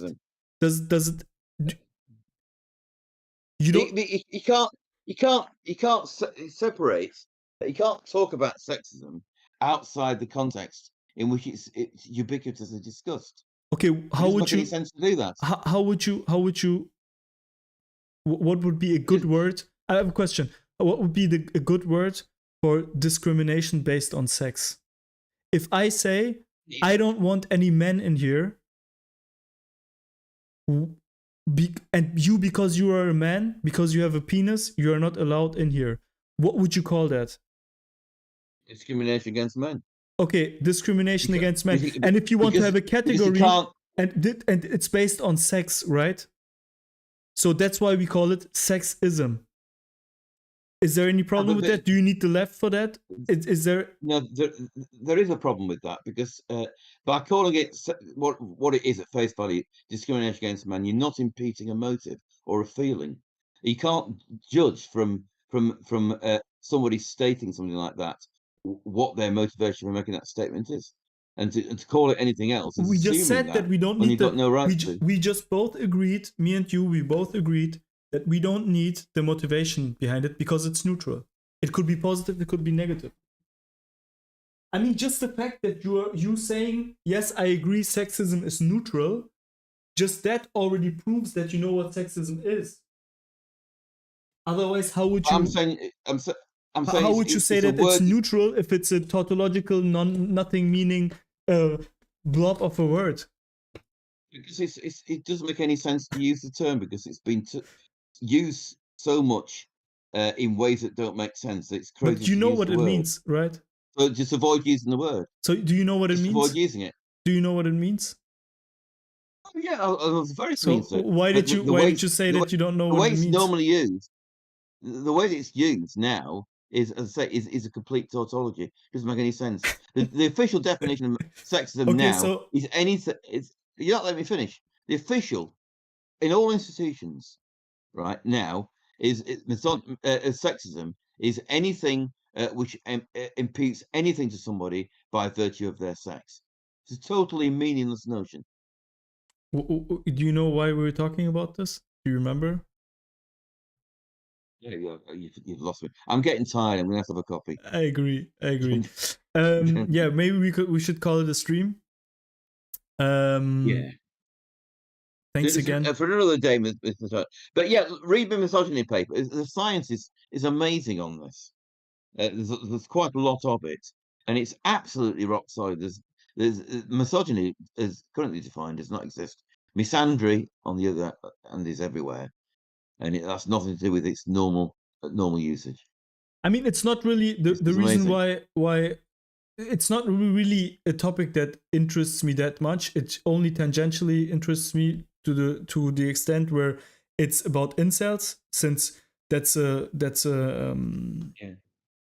that's a common thing that the incel community is Yeah, being but because criticized it's for. different with incels, the ordinary person's usage of the word misogyny could well apply to certain incels. Yes. A minority So of them, I would imagine. yes. I would imagine not a majority, but a No. minority I thought it Absolutely might not. well apply Yeah. to. Yeah. Because Yeah. the reason they're incel, presumably, is because of their life experience. That's exactly the understanding that most people have of the word misogyny. I mean, They also understand misandry, but they don't use the term misandry to describe the same thing in the other direction. you have That's just misogyny. history. You have misogyny on two levels in incel communities. In my opinion, one level is that they say that is a hatred and anger towards women for being for choosing mates based on to their from their perspective. They're angry. A lot of them are angry at women for choosing just based on physical traits and not for character. That's not really hatred. Is that really misogyny, It's though? anger. Let's call it anger against women, Yeah, I think which anger is a better description, isn't it? yes, and that's one. And then when you say stuff It's more like of all, frustration, I mean when you say stuff frustration at their like situation. women are just selecting based on physical attributes and are basically looking for evil good looking guys, that's to me if I would say the same thing about any other group, I feel like that will be a discriminating statement. But then again, there's quite an element of truth to it. So really, it's an expression of frustration at their situation, which happens to be vis-a-vis their interactions or lack of them with women. Is that really best categorized as hatred of women, or is it best categorized as deep frustration with their own I mean, situation? It's misogyny. really impeding.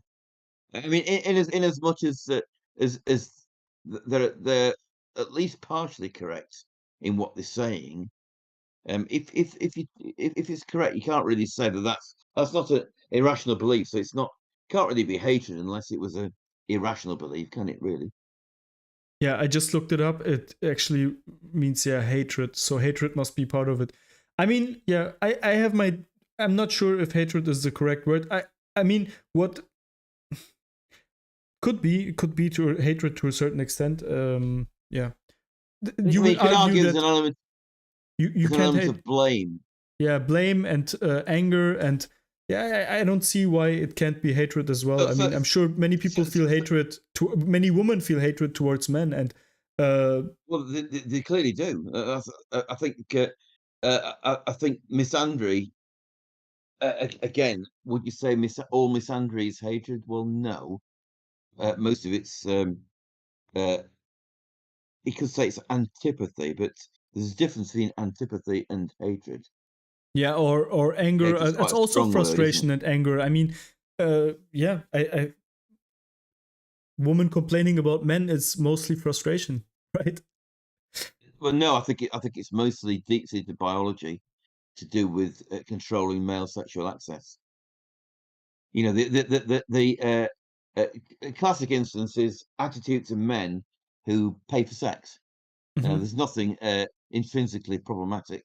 It's females. Prostitution is the female exploitation of universal male desire for partners in number for money. If that was the other way around, there'd be no hesitation saying that the man's uh, the abuser here. But because it's the other I'm way not. around, we don't see it. Yeah, I don't agree. So that's a classic instance of misandry, which is more than just antipathy. It's an attempt to control male sexual access, and because that's such a strong biological drive, I think it does go beyond antipathy, and is more negative than that.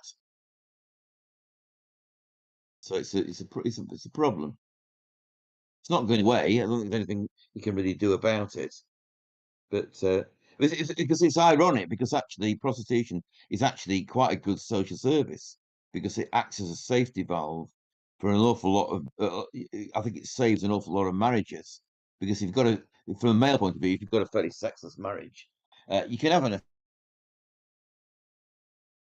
affair, which of course is dangerous and it's much more problematic for the woman, because women don't fear sexual infidelity from their partners. They feel emotional infidelity such that it signals possible desertion. What women don't want is a guy to, because the guy can't import a foreign body into a relationship as a woman could. So so prostitution actually is quite a positive social service, looked at in the round. So it takes the pressure off a lot of marriages that otherwise might blow apart. So it's much maligned, but nowadays, of course, it's the male parties that are always the malign ones, rather than at one time it used to be the women feeling annoyed at the women practitioners. Now everybody seems to be ganging up on the male parties. So I can talk about that because I used to use uh, uh, what could you call them, sex workers myself, for quite a long time. So I wasn't in relationships, so it seemed to make a sense. If I was in a relationship, it might have even made sense then. I don't know. I've not been in that situation using both, but and most of the women are great because they're in the industry because they like men and they like sex. Obviously, a significant minority don't, so they're just in it for the money and try to charge as much as they can for delivering as little as they can, and they're a nightmare. And that's why you have prostitution forums, so that guys relate to these women. So that's the problem. That's where but there's a lot of violence there's much more violence from sex workers to clients and the way around. I'm not That's sure another about great that. misconception. I'm not sure Well, I about know that. that for a fact. But I think that's actually a really interesting topic that I would like to explore as well. But I think that's a really big one as well. And also, Which is a big one. yeah. But to get There's back so many to topics with sex. yeah, to get back to what you said before.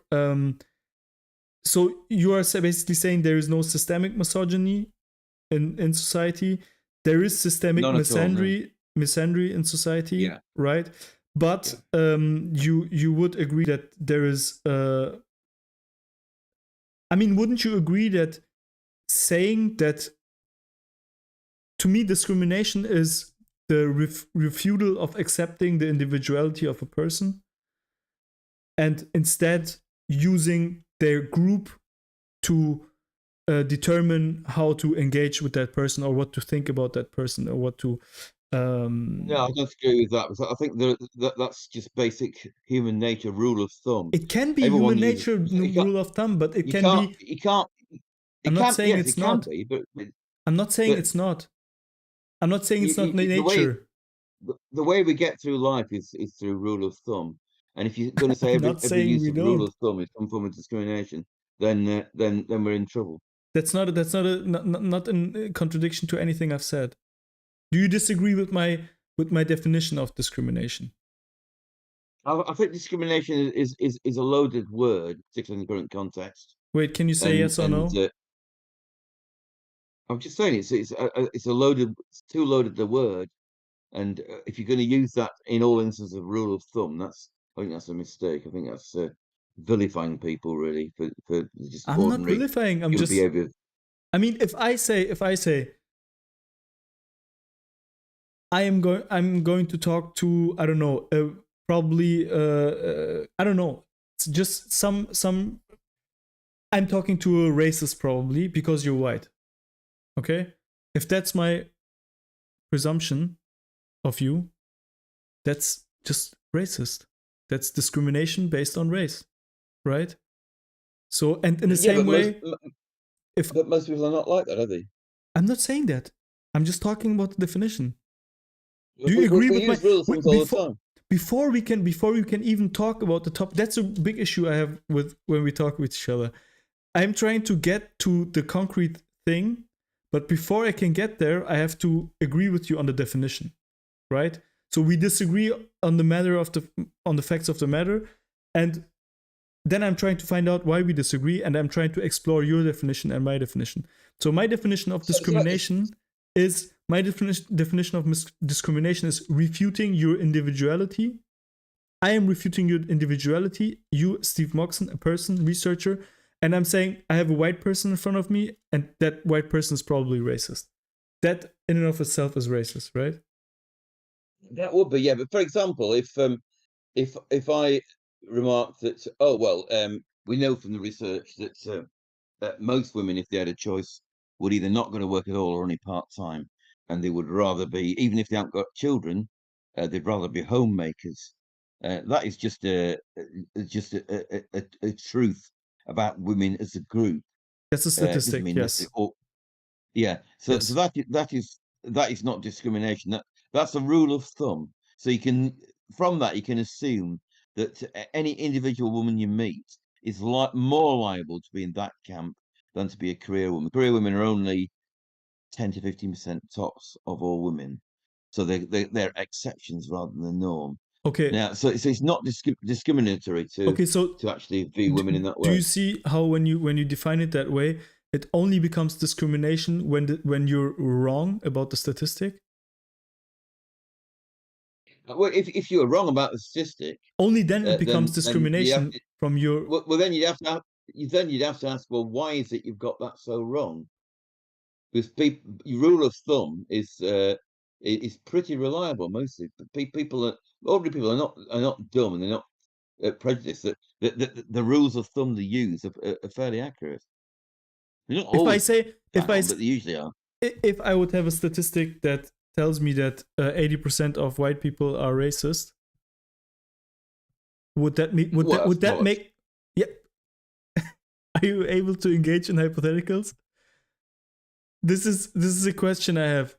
if I have a statistic that tells me that 80% of white people are racist, or 51% of white people are racist, and then I meet you and I'm like, this guy's Steve Moxon, he's a racist. Wouldn't that be racist? It would, because it's not a rule of thumb you'd ever arrive at through normal social interaction. Yeah, so you're saying that you got to ask yourself, what is the reason that somebody's got this irrational because I belief? I have the statistic in my hypothetical. I have a statistic that But the says. statistics bollocks. Everybody knows that statistics bollocks. Can you engage? Do you know what a hypothetical is? Yeah, no, but you can't go through What's a life hypothetical? and not know that's bollocks. What's a hypothetical? I'm not. I feel like you don't know what a hypothetical is. Yeah, but I'm just saying that's all I'm saying is that if anyone did that, that's not how normal people behave. You wouldn't take what to an ordinary person obviously is a bollock statistic and think there's any truth to it and act on it as that. So you've then got to ask yourself, why is somebody acting on that and behaving in that way? And that suggests that there actually might be something wrong in their attitude. Do you know what a hypothetical is? I know. Do you know that? Do you know that? Okay, do you realize that it's really hard for me to believe that you know what a hypothetical is if after me saying that's a hypothetical, you say that that's bollocks? It's really hard for me to believe that you know what a hypothetical is if after me stating multiple times it's a hypothetical, you tell me, yeah, but it's bollocks. It's a hypothetical. I'm not accusing you. The statistic doesn't have to be bollocks. No, I know. You're saying the statistic is bollocks. That's right. Yeah, so, but it's a hypothetical. In that hypothetical, the statistic is true. It's not bollocks. No, in the hypothetical, it is true. No. But if you know what a hypothetical is, then you can't say it's bollocks. Hang on. I can. I'll explain why. Doesn't matter whether it's hypothetical. That is a hypothetical situation. Any ordinary person hearing that statistic would know it does not fit with their common experience. If they nevertheless use that statistic as part of rule of thumb, then you've got to ask. Then anybody in response to that would think, well, there's something wrong with this person who thinks that. Right? Okay, I somehow have to convince you without pinning you down to strict definitions and without being able to use hypotheticals. I see. So then I make it easy for you. Easy for you. Would it be racist? You're not understanding. No, wait. You're not understanding. No, I'm gonna make it really easy for you. Okay? No, you are not understanding. I'm gonna make it really easy for you. Okay. So Turkish people, they steal, right? They're more criminal than white people, right? In Europe, that's not bollocks, right? I've immigrants, no idea about statistics. I'm pretty sure that immigrants have a are higher in crime. I think it's true of some immigrants and not others. I mean, in England, for example, street crime, that is very heavily disproportionately black Afro-Caribbean, not black African, but black Afro-Caribbean. And so the arrest statistics, despite they're only a tiny percentage, it's quite high, the arrest statistics, because they are responsible for a lot. So that's a fairly firm stat. You can't then go and say, well, all migrant groups in England are disproportionately criminal. I'm not saying that. True. For start, I'm saying Indians we know are less than whites. Okay, I'm saying that if then you meet me and then you make an assumption about me being a criminal, that would be racist. You assuming that I am a criminal because statistically it's more likely, that would be denying me my individual. But hang on, that's an extreme situation. You'd have to be. I'm not saying pretty crazy. No, can you please tell me? Can you just please tell me if you agree or not? That would be racist, so that we have an understanding of what discrimination is. Would you agree that if in a face-to-face situation, you're acting individually one-to-one on a representative of a group and assuming without any qualification, yes, that person, that obviously is wrong. Yes. Okay. Great. And great. One second. We have to. I'm at a really great place right now. And now that's what's happening, in my opinion, in incel forums against women. Okay. Right. Okay. So that's why I'm saying that I think that there is some misogyny happening in incel Yeah, so forums, and by I incels, don't doubt there's yes. at least some incels that feel that way. Yes. Yes. So in that sense, I would say it's misogynistic, or it's, Yeah. but Now, hang on. Now, yeah, hang on. You're conflating something here. I mean, it's quite an extreme thing to meet someone of a different race and because of some stat, assume he represents that stat and not the uh, because the state of criminality, right? Even in a particularly criminally minded, if you want to put it that way, subsection of the population, you're still only talking of, say, small percentage of individuals. So if you're automatically assuming all individuals, despite only being a small percentage in the first place, I mean that is really horrific, right? That is totally different to what's going on in incel groups, because if they're saying, well, this is standardly how women behave, and largely they're sort of right in to me, that's a it's, totally different kettle of yeah. fish. The you keep saying that, you keep alluring to the amount of correctness, the percentile in statistics, or the truth of the statistic being the factor that determines whether it's racist or not, or whether it's discriminatory or not. What I'm saying It has is, even it if has to it's be. But even, this no, is how no, normal. no, no, This no, is how normal people no, are. no. If you need no, just let me finish. But I If was saying for something. example, no, no, but you're not representing me, Wally. If No, a you're group of saying it has people. to be. So I'm representing you perfectly. If you say it has, if I say your position and then you say it has to be, I'm representing you perfectly. No, you're not listening to what I'm Yeah, I saying. am. I am.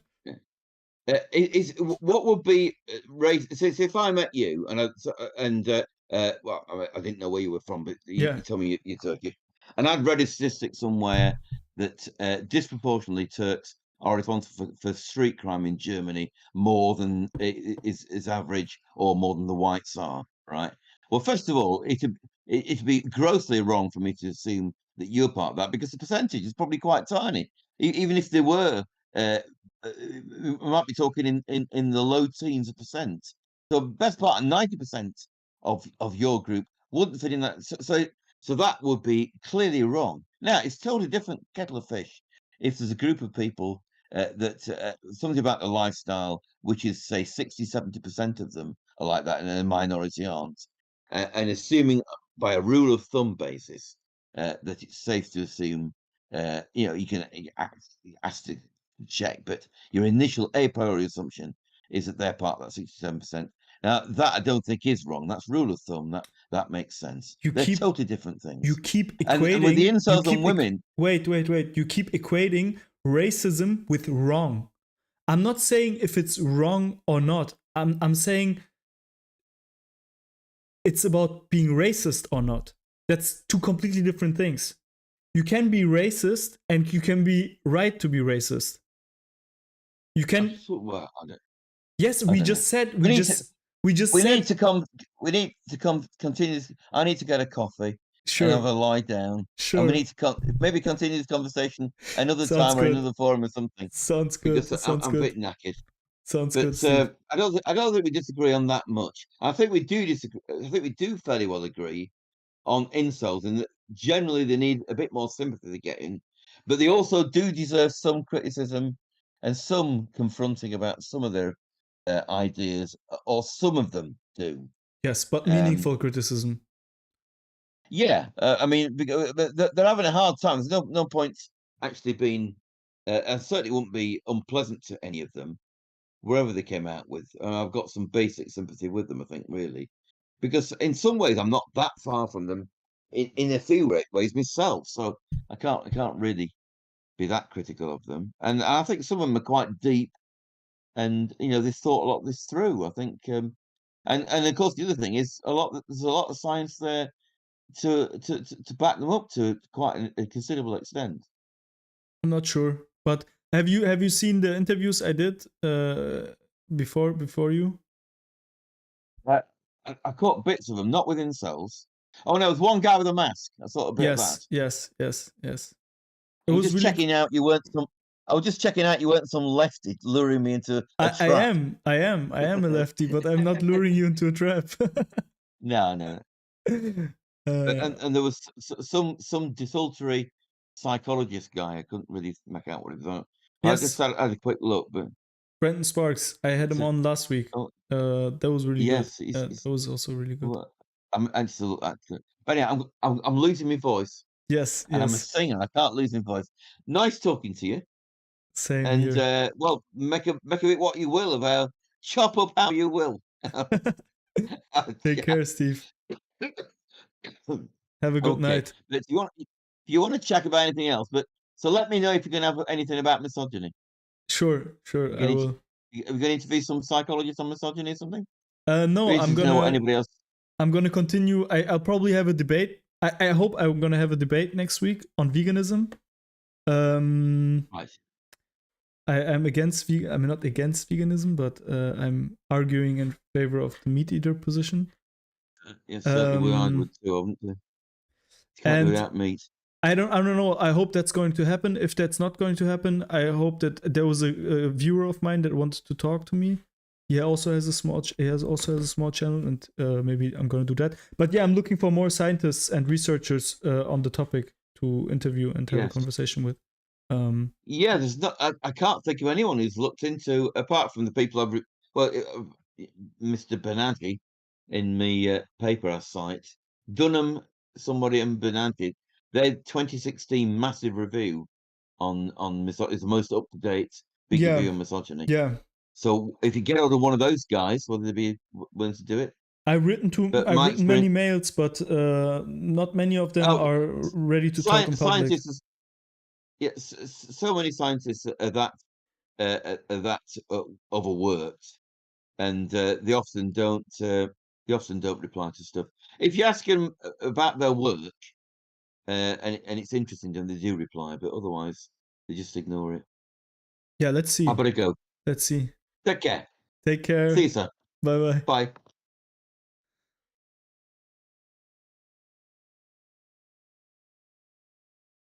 That was fun.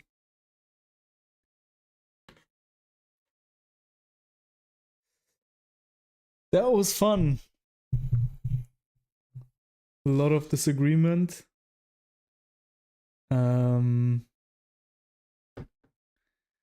But on a personal level, very fun.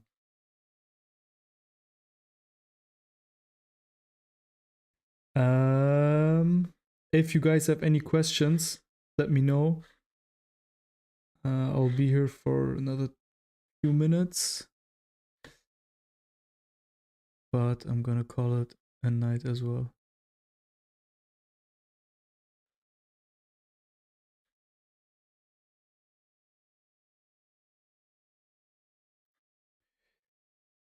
He can't accept. Wait. He can't accept a statement assumed to be true for the sake of argument and inference. Yeah. You had big problems just accepting my hypothetical. Wheeling says vegans often talk about name the trade. Yeah, I don't know if it's okay for me to say, but I really wanted to debate vegan gains on modern day debates. And I don't know, I'm still waiting for confirmation that it's going to happen next week. Let's see. What was his main argument against the black pill? I think his main argument was that you can do a lot about it. I mean, that you can increase your status. Yeah, I think that would be his main argument. Although I think he would agree with most of the black pill statistics, while at the same time still agreeing that you can do a lot about your situation. Maybe don't focus on definitions and focus on the ideas behind what he's saying with his words. Yeah, that's a big problem. Like when you use words and then I have no idea what these words mean, that's quite difficult to argue with. He acknowledged that the amount of effort needed to gain the status is hard. Yeah,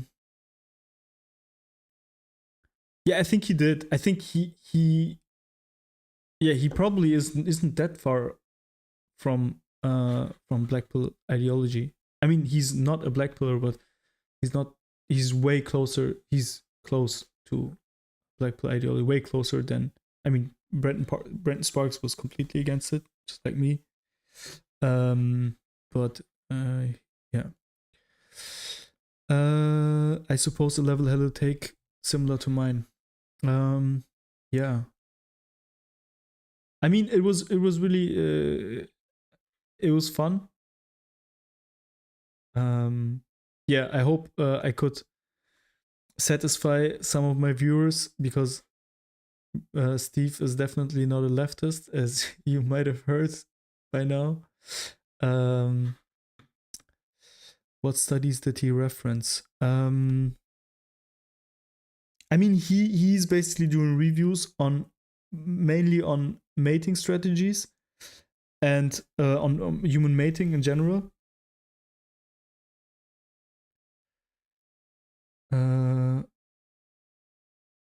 What studies did he reference that were in accordance to the black pill? I mean, the idea that height is a really big determining factor in human mating, that women go for the top X percentile in men. Yeah, it was really sad that we were not able to get into I had this one big question that I was not able to ask. That was really annoying me. My question basically was, why did we at some point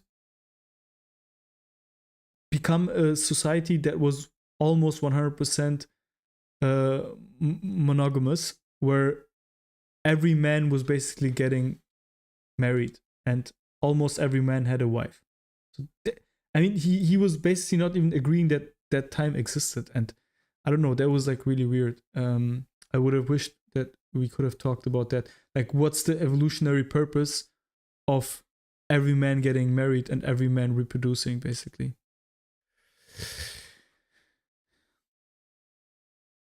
Yeah. All right, people. It's been a long stream, almost like 3.5 hours. Wow. Thank you all for watching. I hope the debate next week is going to happen. I'm not that confident it is going to happen. I'm gonna try to make a stream happen anyways. Yeah. See you guys. Bye bye.